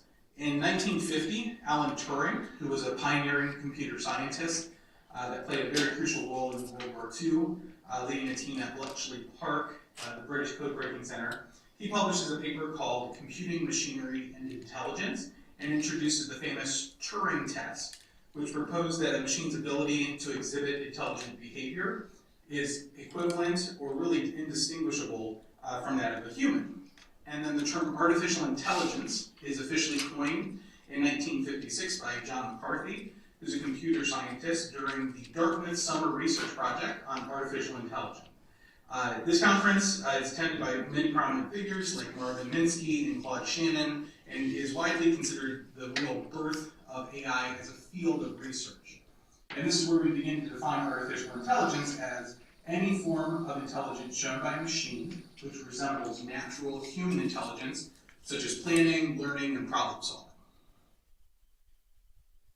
The 1960s sees AI research pivot towards expert systems, a real critical step in the evolution of AI. Expert systems are a specific type of AI program that emulates decision-making abilities of a human expert. In 1965, at Stanford, they start what's called the Dendral Project. And this is a very early AI project that's considered to be one of the very first expert systems. Dendral is designed as a computer program that can study hypothesis all the way to decision-making, and this was for organic chemistry. The goal of the project was to create software that could deduce the structure of organic molecules. And it's a collaborative project between chemists and computer scientists, including figures like Josh Lederberg, who is a Nobel laureate in genetics, and Edward Feigenbaum, who's a computer scientist that later is known as the father of expert systems. And Dendral really becomes a model for many subsequent AI systems in various fields that require processing and interpretation of very complex data. And significantly for healthcare, in 1972, the MYCIN project at Stanford University begins. MYCIN was a rule-based expert system that was designed to diagnose blood-borne bacterial infections and then suggest antibiotic treatments. So despite its limited use, it really is a milestone in AI and illustrates how AI can assist complex decision-making processes in healthcare, and this really is considered to be the advent of AI applications in healthcare. The 1980s and beyond were defined by the emergence and growing of machine learning. So this shift was characterized by a move from rule-based systems to algorithms that could learn from data. And a real landmark moment here is in 1997, when IBM's Deep Blue defeated world chess champion Garry Kasparov, showcasing the power of machine learning for something like chess. In healthcare, building upon the MYCIN project from Stanford, the 1990s sees the development of early clinical decision support systems. These systems started integrating machine learning to analyze medical data and really becomes a precursor to today's advanced diagnostic tools. Tools can now help epidemiologists understand the spread of diseases, and population health specialists understand medical conditions of various patient groups. And even some of the early clinical decision support systems were used to estimate the survival rates of patients that were undergoing surgical interventions with various comorbid conditions. The 2000 marks the beginning of deep learning. So deep learning is a more advanced form of machine learning that involves algorithms that are inspired by the human brain structure and function. So very famously, Tesla under Elon Musk begins using deep learning for its autonomous driving technology in the late 2000s. And if you've ever been in a self-driving vehicle, you're aware of the number of cameras and sensors on these vehicles and the millisecond by millisecond computations that are needed to anticipate and observe and respond to keep the vehicle safely on the road. In healthcare, deep learning in the 2000s is beginning to make significant impacts in certain areas, and in one, we start hearing about this more in diagnostic imaging. For instance, in 2012, Geoffrey Hinton's team wins the ImageNet Challenge using deep learning by creating a system called AlexNet. And AlexNet is able to process large numbers of images, thousands and thousands of images, and the computer can actually understand what it's seeing and then categorize what it's seeing based on a variety of factors. This event is really considered a landmark moment or deep learning revolution, and leads to some significant advancements in AI and numerous applications through technology, and then over to healthcare. So this technology has since been applied to radiology to enhance the accuracy of diagnosing diseases from imaging data. And I have to say, it's humorous that the image I requested from DALL-E was, I would like an image for an AI tool of interpreting X-ray images, and it gives me this sad radiologist who's sitting there pondering his existence next to his machine overlord. So it seems like ChatGPT and DALL-E have some sort of dark humor deeply encoded in their framework. Might be a little concerning, but these tools are rapidly advancing, and we're seeing multiple companies in different industries come out with their way of approaching these clinical decision support tools. And during this time, we also see different hardware applications that integrate machine learning and deep learning, like augmented reality. So technologies like the Microsoft HoloLens were able to offer new ways to visualize and perform surgical procedures, such as augmented reality guided liver biopsies. And in the 2020s, we're now witnessing the rise of generative AI and large language models. These models, like we talked about, OpenAI's ChatGPT, which was introduced in 2020, and others like Google Gemini, are revolutionizing the way that we interact with data and with knowledge. In healthcare, these models are being utilized for tasks ranging from synthesizing medical literature to enhance patient engagement, through natural language processing, and even provide automated feedback for patient inquiries and questions. It's really unprecedented opportunity with their ability to analyze and interpret just vast amounts of data in real time for personalized medicine, for research, and for patient care. And as we'll get to, bring up a whole host of concerns and risks and legal considerations for what does this mean for today and going into the future. So in conclusion, the journey of AI in healthcare is really a testament to the remarkable progress we've made since the mid-20th century. From Turing's initial concepts to today's advanced AI applications like ChatGPT and DALL-E, we're really witnessing a paradigm shift in how healthcare is delivered and experienced. The future really holds immense potential for AI to further revolutionize how we diagnose conditions, how we treat patients, and what end-to-end comprehensive patient care looks like, really promising a new era of precision medicine and hopefully improved health outcomes. However, this potential is really not without risk, both to the patients, the providers, and the organizations where AI is being implemented. So to discuss these elements in a bit more detail, I'll turn this over to my fellow presenters to discuss the implementation of AI in healthcare, along with the legal and standards framework of AI in healthcare today and also in the future. Thank you very much.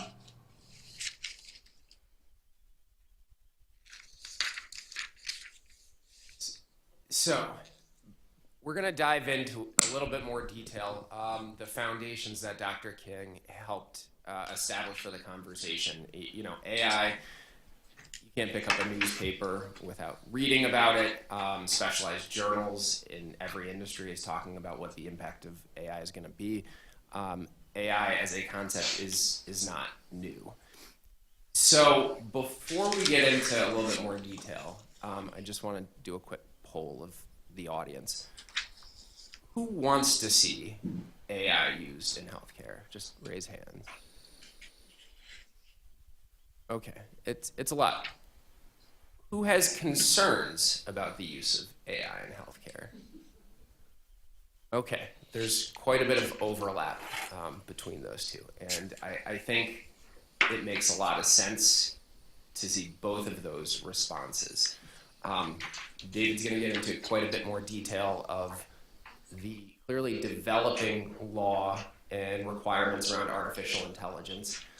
I have yet to see anything that proposes an outright ban on the use of artificial intelligence in healthcare.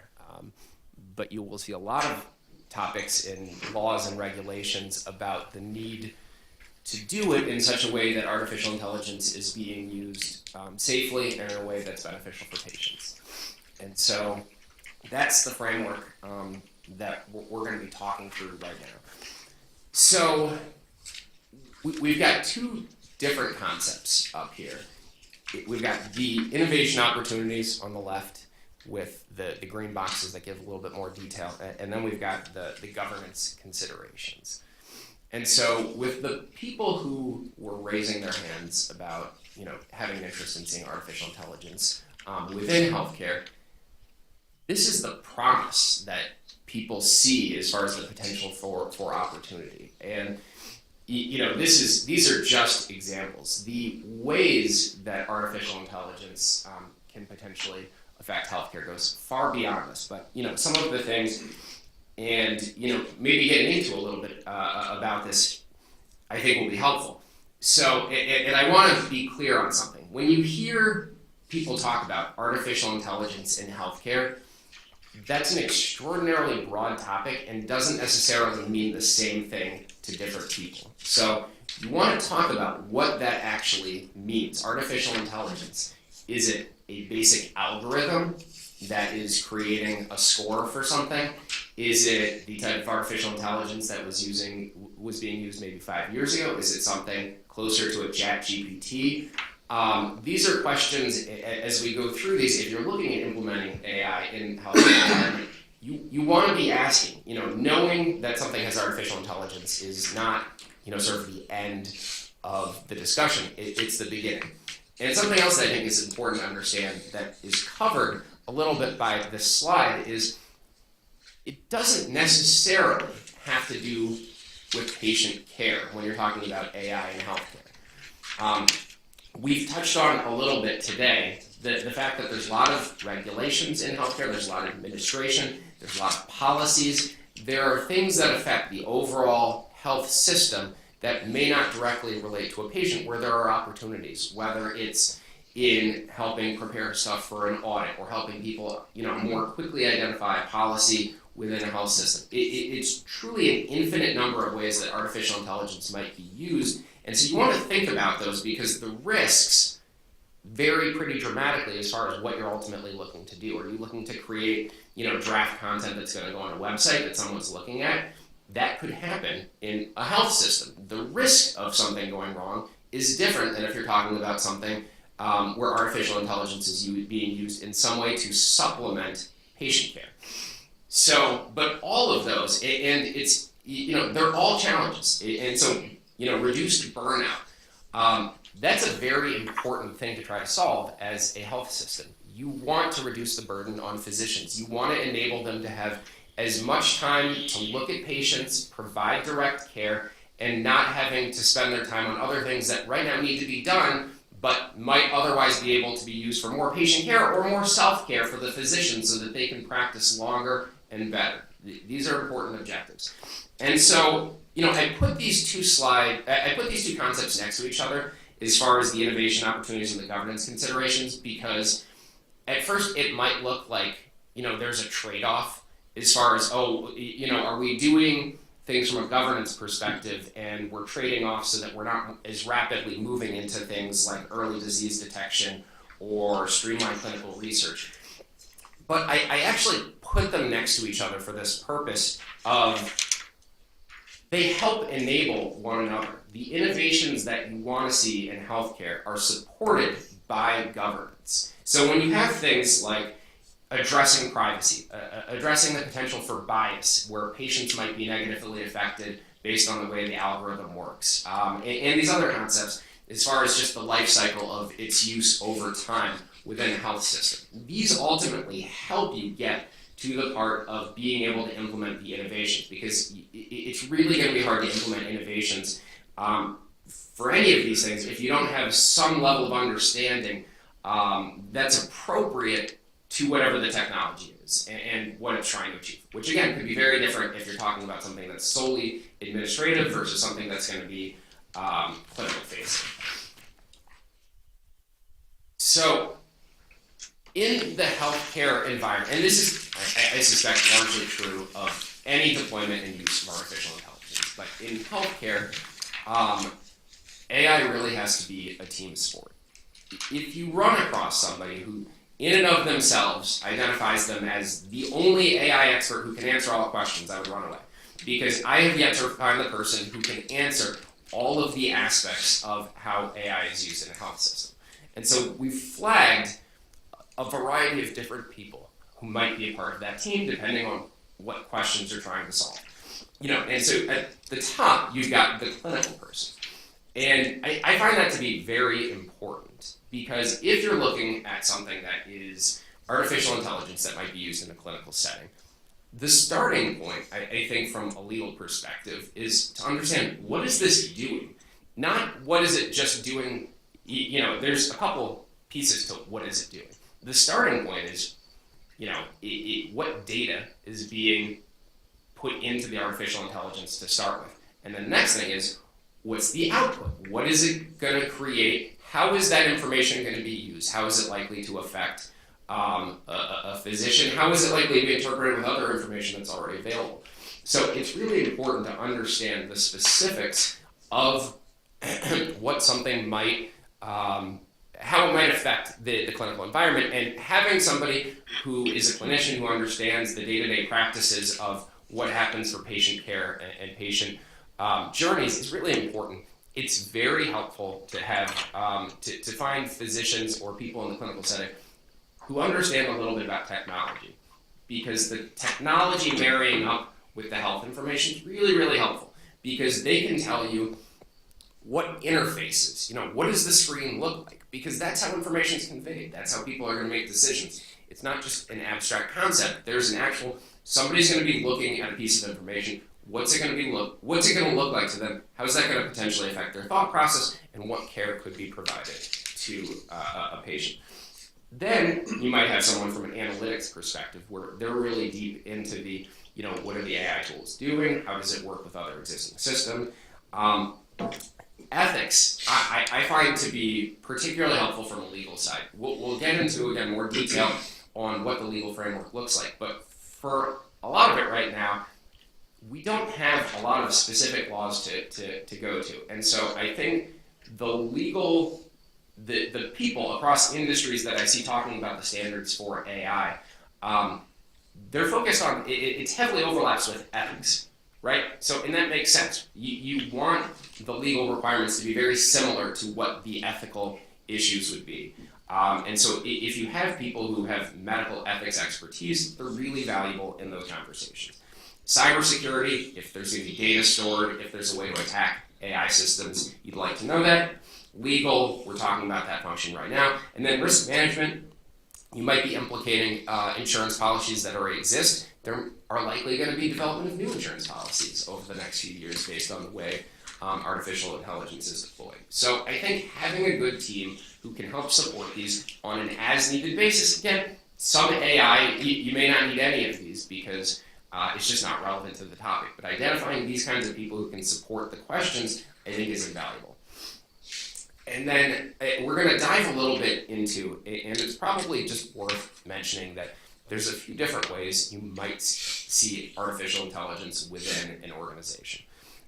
One is you could be creating artificial intelligence where a physician's trying to solve a problem and they come up with their own algorithm. In a lot of cases, what's probably likely going to happen is there's going to be a product that is made available to somebody in the hospital. Again, it could be somebody in the clinical environment, it could be someone in an administrative setting. It may or may not be flagged as artificial intelligence, right? It's not necessarily somebody coming to you and saying, here's this artificial intelligence. So that's, I think, something that people who deal with contracts, deal with vendors, it's a question that you want to start asking, is there an artificial intelligence component? If so, what? We're going to talk a little bit about how you might want to negotiate with a vendor, but I think before even getting to that, it's worth talking about all of the tools that just exist out there in the world. So we've seen ChatGPT and DALL-E, and these are things that can be accessed by anyone. There isn't necessarily going to be, a hospital license for these, but any of the employees within a hospital or doctor's practice might be accessing these. And so if somebody comes to you and they say, can I do this with this tool? This sounds really basic. It's not necessarily easy to answer. You need to find out in advance what terms actually apply to it. And so that may, you may actually need somebody to walk you through step by step, like, how did you get access to this tool? And you see what the login is and how you created a name. Because I've sometimes asked that question and I'm like, what terms apply? Oh, there are no legal terms that apply to this.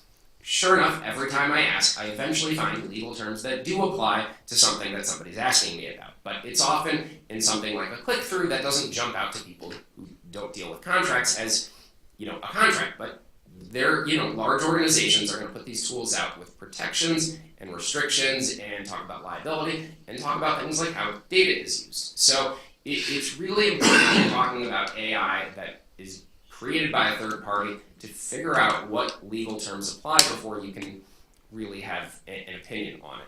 And then from the negotiating standpoint, there's a lot of important things on this slide, some of which overlap with existing terms you might look for in an agreement, some of which supplement existing practices, and you might just need to build them out.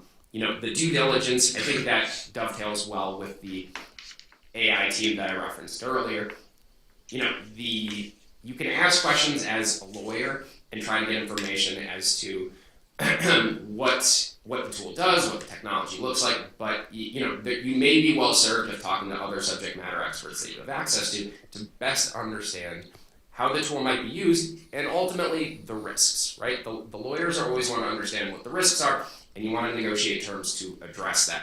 And so the due diligence phase, marrying up with your subject matter experts, really helps you get into what those risks are and how you might negotiate them. And so, Allison, I don't know if you want to get into what those terms might look like. Good morning, everybody. So I'll just jump in here to add that a couple of things on this list specifically tie into HIPAA considerations, which is something that we'll talk about later. But specifically the usage of AI is one where you want to ensure that the contract talks about the details of what's acceptable as far as the vendor's usage and access to data, their interaction with that data, how is it going to be collected, how is it going to be processed, stored, who has access to it in the company after the contract terminates. Well, what will happen with the data as far as it being returned to the provider, being destroyed, and I'll talk a little bit later too about how who is providing access to the data implicates some of these regulations that we're discussing. So a lot of the AI systems, maybe the provider will recommend to a patient or share information about, but the patient will ultimately be the one who's inputting their data. In those instances, you might not have the same contractual or regulatory responsibilities that you would have if the AI vendor was interacting directly with the healthcare provider on behalf of the patient. So, moving into cost and resource considerations. So on the slide, I have a lot of hard figures talking about some of the dollars and cents that go into implementing AI into a health system. So things that might impact the cost are the complexity of the AI. We talked a little bit before about the different types of AI that are out there. So some common examples of ways that AI is being used in healthcare. One is administrative ways, and that would be on the more simplistic side of that complexity scale. So we see that already being implemented in a lot of systems to provide, clinical note drafting or scheduling for patients.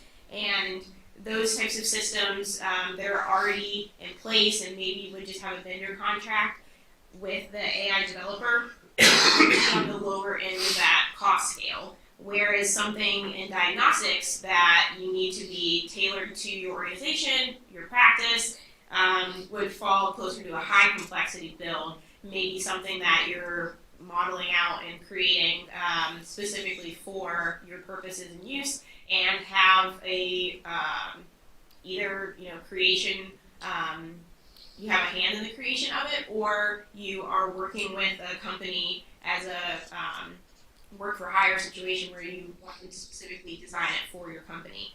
Those tend to fall in the higher end of the scale of the cost considerations. And then data capacity is another factor that will determine how expensive or cost efficient AI implementation could be. So again, using administrative versus diagnostic tools. Administrative doesn't necessarily have as many data storage requirements because it a lot of times can be, it'll pull in the data and then it might be stored in existing systems like an electronic health record, or not be stored and kept, just processed and then destroyed and removed, to not have to think about, again, some of those concerns about privacy and data protection. Whereas with a diagnostics tool, the data capacity is likely to be higher because you would need to have verified medical sources. You don't want a tool just pulling things off the internet that you can't be sure whether or not this is accurate, whether or not it's reliable. And again, those tools tend to be more specific and tailored to that company or that practice. And the data and information that they're using is going to have higher barriers for implementation and creation to make sure that it's regulatorily compliant and that it is a bit stronger of a system. That's not going to be just plug and play, something that patients are working with independently of their provider. The third factor in cost is precision needs. So in all areas of healthcare and AI, I would say that precision is a pretty high importance factor. Whether you have clinical note taking and you need to make sure that the dosages or prescription name is correct, that the doctor stated, or you're working again in diagnostics and looking at double checking, your clinician. Precision is a high importance factor and just kind of closes the loop on the things that might go into being on the lower end cost range or the higher end cost range.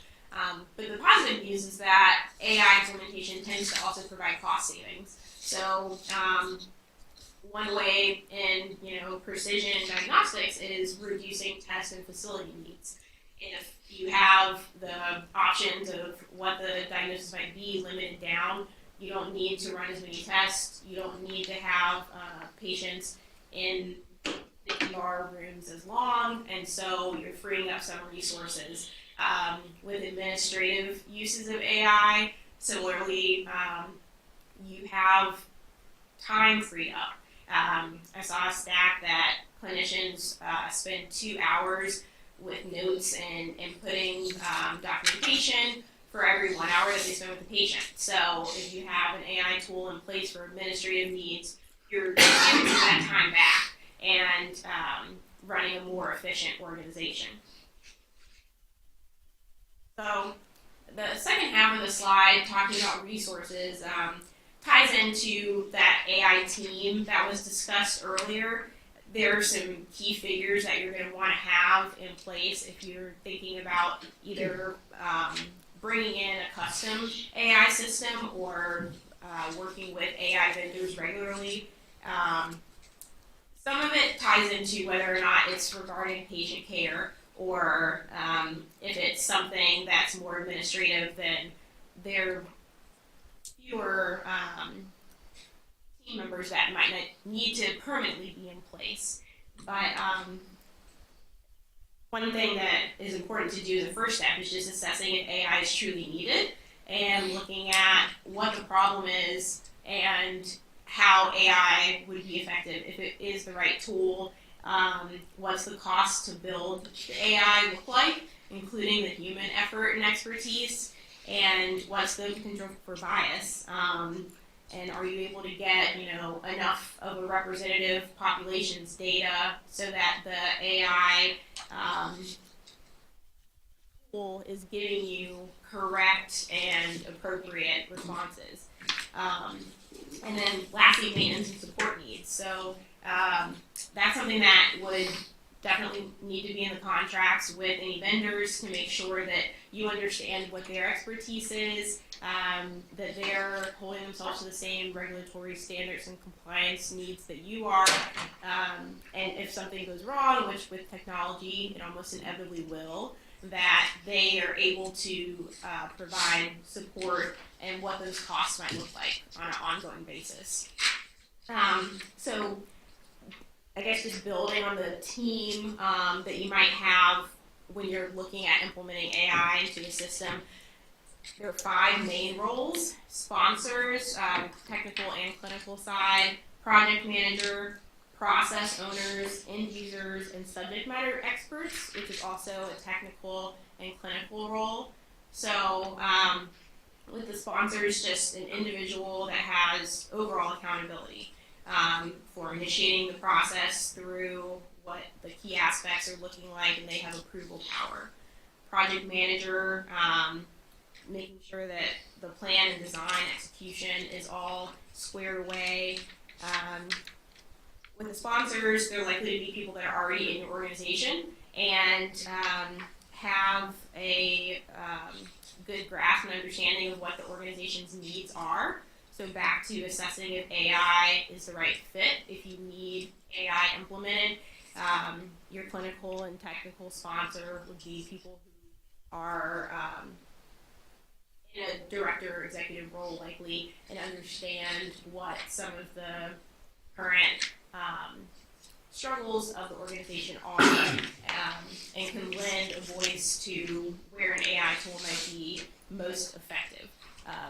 Because again, depending on how complex you need it to be, it could be quite costly to implement a tool that's more complex and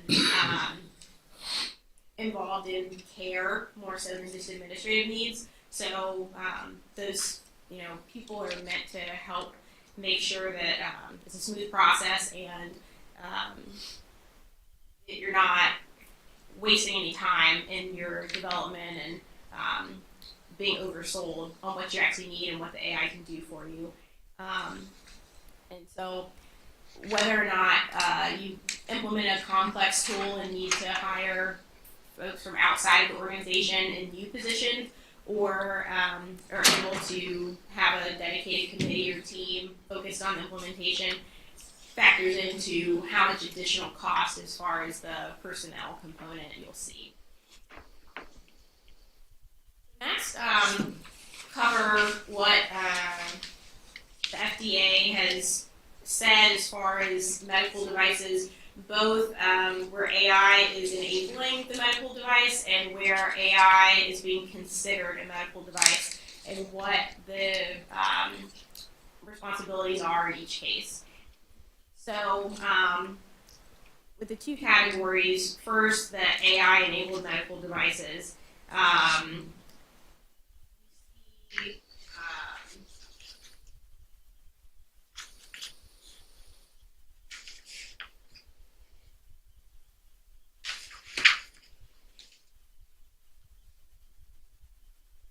Examples of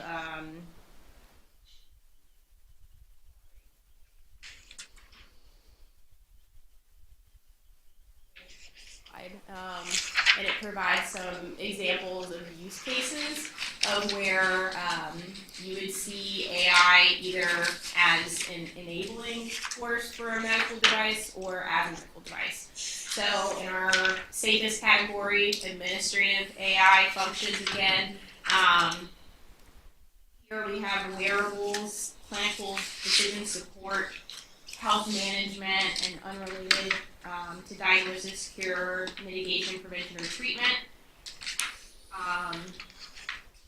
There is enforcement discretion if there's health management involved. So if the AI is intended for use with diagnosis, mitigation, cure, etc., examples might be helping patients that are diagnosed with a psychiatric condition maintain their behavioral coping skills, or a GPS alert for asthma patients who need to know the environmental conditions might trigger their symptoms. Video games for physical therapy programs and maintaining their recovery course. Those are all instances where you have a health management tool that wouldn't be considered a medical device, but there is discretion for FDA regulation. And then looking at what AI is actually considered a medical device and would require FDA approval or authorization, things that offer drug delivery, like software that controls the inflation or deflation of a blood pressure cuff, delivery of insulin to an insulin pump, or control of a pacemaker. So actual devices that are providing care to the patient separately from a provider. Surgery, medical robots are also medical devices, and anything in diagnostic imaging. So the two tables are kind of divided by things that are independent of a clinician and providing some level of patient care or treatment, and things that are more so parallel to healthcare and just supporting that clinical decision making or that clinical care.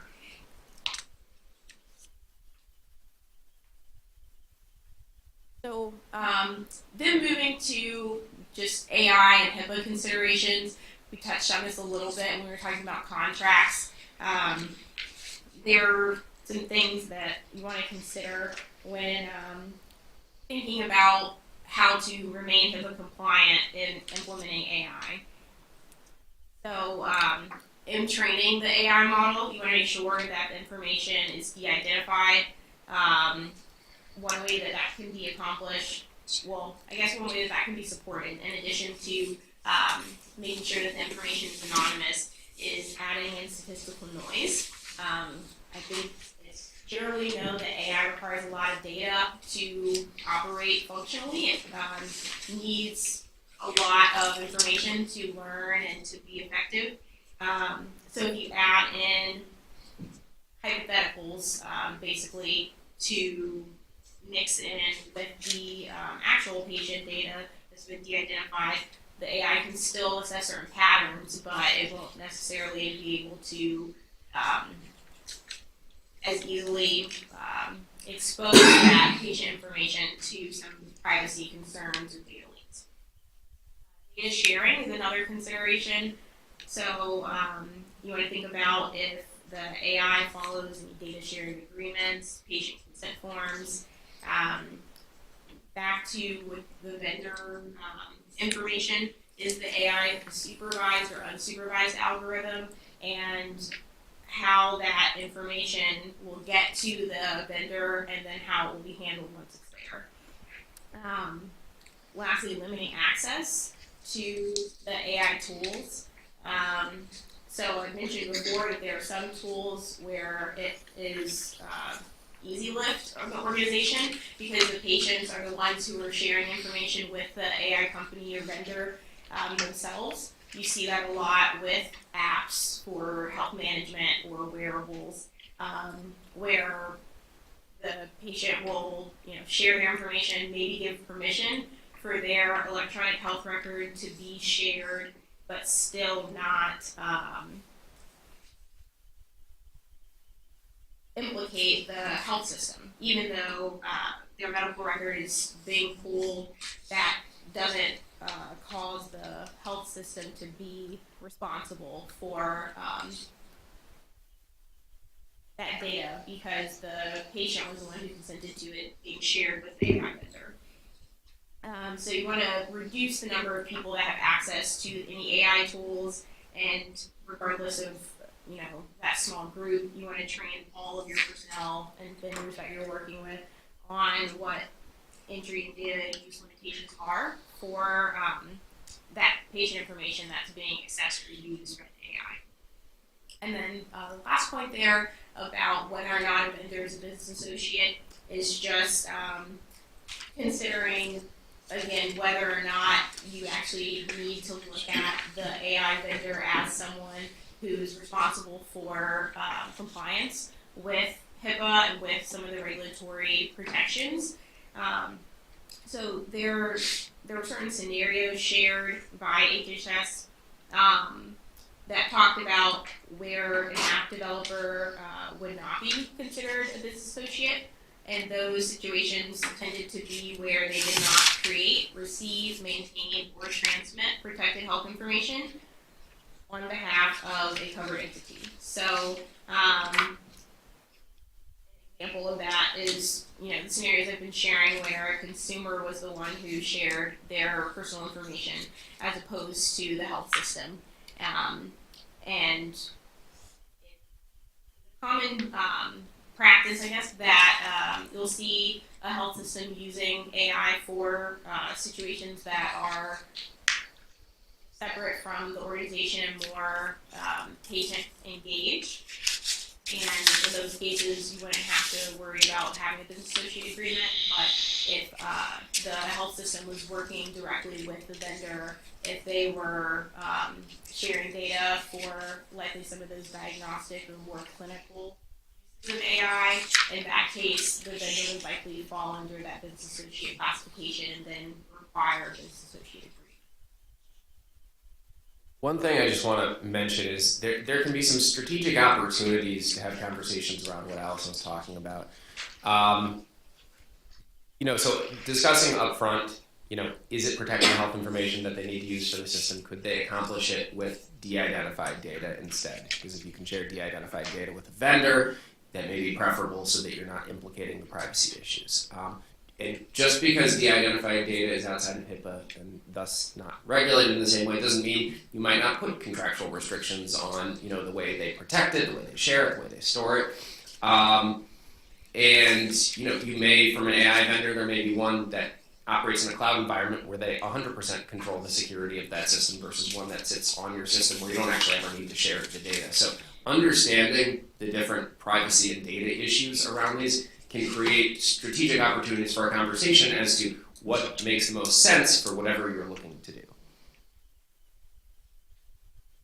And as we're coming up to the end of our time, let's talk about different types of acts and executive orders that have actually come into account, because that's exactly what we want to do in the last 5 minutes of the program. So if you, I know we're getting into the time, if you just give me a deference for a few moments, we can go through this information. But the United States has been attempting to keep up with and embrace artificial intelligence, but it's got to do it carefully. And in fact, the Biden administration is, as soon as, or as late as October 30th, 2023, has put out an executive order regarding artificial intelligence. Again, it's not law. As a lawyer, not having precedent drives me insane. But what it is basically aspirations as to what we need to do to try to keep up with what's going on around us. What it is, as the executive order states, and it's cited there if you have time to read 63 pages of an executive order, is trying to identify how we can have a system where we keep up the leadership in, and that we try to be part of the different AI organizations or development around the world. And so part of this executive order basically is calling upon a lot of the different departments of state to become involved, write papers, give their opinions. It starts offering funding to these different things to try to form a framework. What they did note that's going to be important is that we are going to have new standards. It's changing much quicker than any of the standards we have. We're going to have to make new laws. Either we're going to try to have to adapt the law, or we're going to have to make new laws. But as we have a slide later on that's actually somewhat humorous that we'll get to, the laws may not work. We have to remember we have to protect Americans' privacy, stand up for our consumers, our patients, our students. This is a very wide area. We also want to support and protect our workers because there's a lot of information in people's employment files with different types of artificial intelligence that could be shared that shouldn't be shared. It can increase biases. It can do things like, unfortunately, look at race, creed, religion, things that end up there. So we have to ensure that this is not being done. We also have to ensure, which was interesting from the executive order, that the government uses the AI appropriately. That they themselves aren't using this type of information for things that wouldn't be appropriate. And when you look at the European Act, I'll give an example of what they did. With this executive order, what they did do is they actually wanted a 90-day update to make sure that actually something got done. And there is a fact sheet about things that are being done. They've enacted or they contacted 40 different departments of state. They want them involved to write papers and reports and get them involved in formulating some type of guideline. In fact, they used the Defense Production Act to authorize and compel developers of AI systems to report vital information to them. They're going as far as to launch a pilot of research. They're attracting AI professionals to try to help them actually get their feet under themselves. They also realize how important this is going to be in education at all different levels, and they're starting to actually impose different types of regulations or asking for requests for information from these different areas. We also have what's called the NIST Risk Management Framework. The National Institute of Standards and Technology have created a framework that's extremely broad. And what this framework is if you're an independent company or developer, you can go and work in the framework and it will help you identify the risks. The risks of your AI, who could be hurt. It was mentioned earlier today that one of the problems we run into with AI is the people developing it may not contemplate the risks of the people that are using it. Because they get a list of terms or things that they want to do, they create it, their own biases might be in it, and it may actually bring adverse results. Or you may not be aware of the risks that may arise when you're actually creating this AI at the end. What's happening here is they give you a framework, and the framework is two parts. And it's basically telling you what you need to do and how to actually organize yourself. And then the second framework is govern, map, measure, and manage. What those parts are is they want you to actually bring into your companies a culture of security and understanding of artificial intelligence. People don't realize that artificial intelligence is everywhere. I was sitting there talking to my son last night, practicing my presentation, and he said, "Dad, when's the last time you interacted with AI?" I said, "Well, why don't you do it right now?" And he goes, "What?" I said, "Call 1-800-LIGHTS-OUT The power company, if you call the power company, it is not, it's all automated now. It's a form of AI and it says, what is your address? Is this the phone number? Is it a complete outage? Is this a partial outage? And by the way, don't touch any wires. It's happening to us all the time and we don't even know it's happening.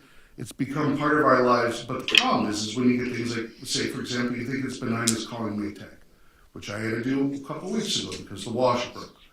And they ask you all the questions about your Maytag washer, how old it is, your serial number. The question is, what are they doing with that data? Are they then compiling it with everything I purchase in my household? Every time I have a warranty. So we have to find a framework of what to do with the information we're gathering, especially in healthcare. People start saying that one of the things that Dr. King said, he was part of a trial, or he heard of a trial, almost a triage system for healthcare. I'm a medical malpractice defense attorney. I've done it for 25 years. That scares the heck out of me. Is if that AI makes a mistake, you are directing this patient completely the wrong way. So what do we have to do? Well, this has actually been really looked at by the European government and the European Union. And they put out their act, which is kind of a funny read.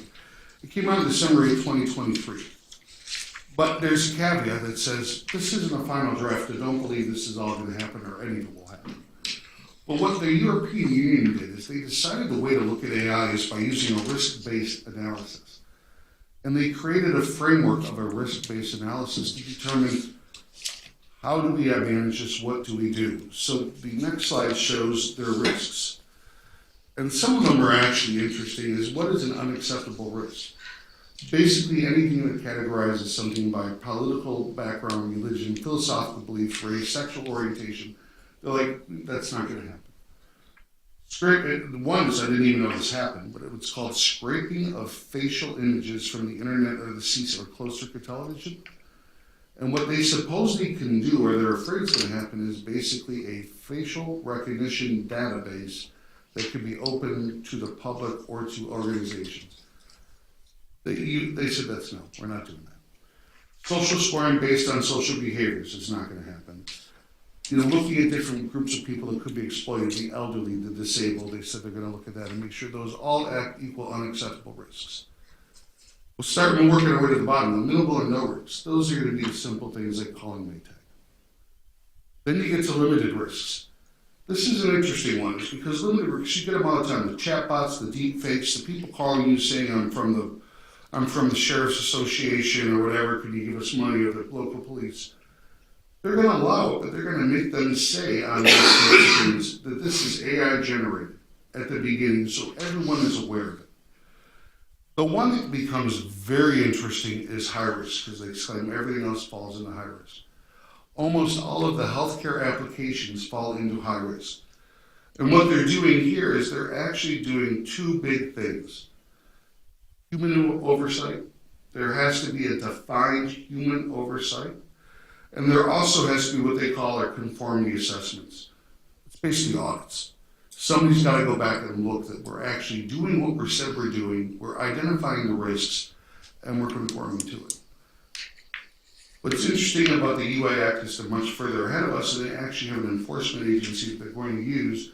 And if you actually give up information or risks, there's a whole fine system already decided by the size of your company, the amount of the risks, and they're substantial. So they're actually much ahead of us, but they have yet to put out the final paper.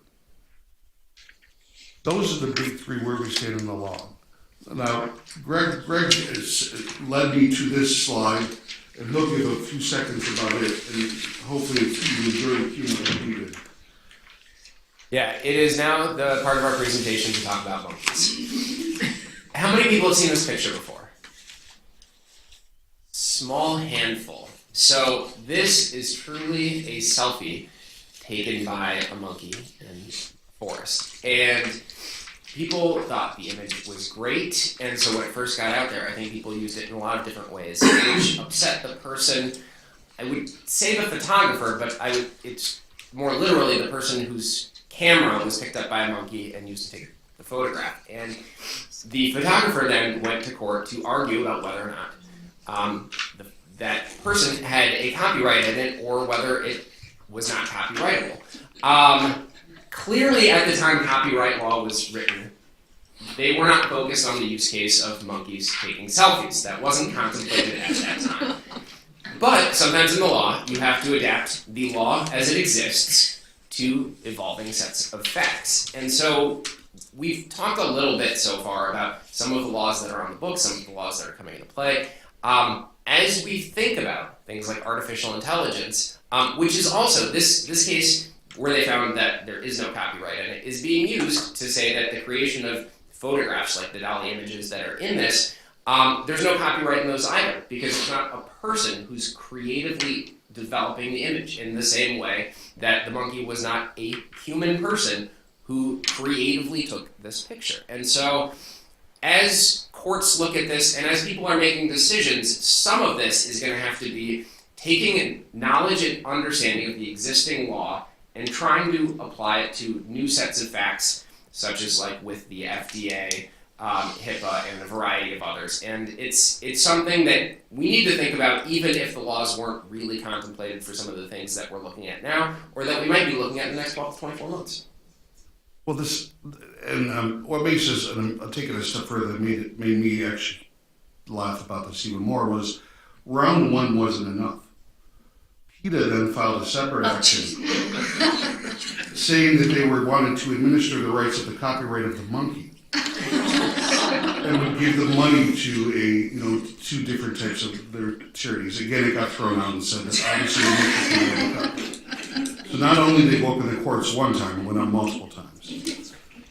And just as a catch-all here, and I'll leave you with this, is that we have some existing law, we're trying to develop it, as Greg was just saying. We don't really have precedents. It's going to take some time to understand and get it. Where it becomes very difficult, it crosses many areas of law. Artificial intelligence, it goes from regulatory to IP, personal responsibilities when you get to healthcare law, physician responsibilities. It's going to change risk management because the risk management is going to look different because you're not only looking at what your individuals are doing, maybe looking at what your background bots may be doing. Human roles and responsibilities and decision making are really going to need to be defined. And overseeing your AI, because that's where a lot of the liability will rest, is who's watching the shop when you have some type of machine making decisions. And also, it can affect, the AI. We have to be careful because our data could be actually biased by the person who puts it in. But I think the last thing we had was just a couple of questions, but I think we're out of time. We'd be glad to take any questions, but thank you everyone for your time today.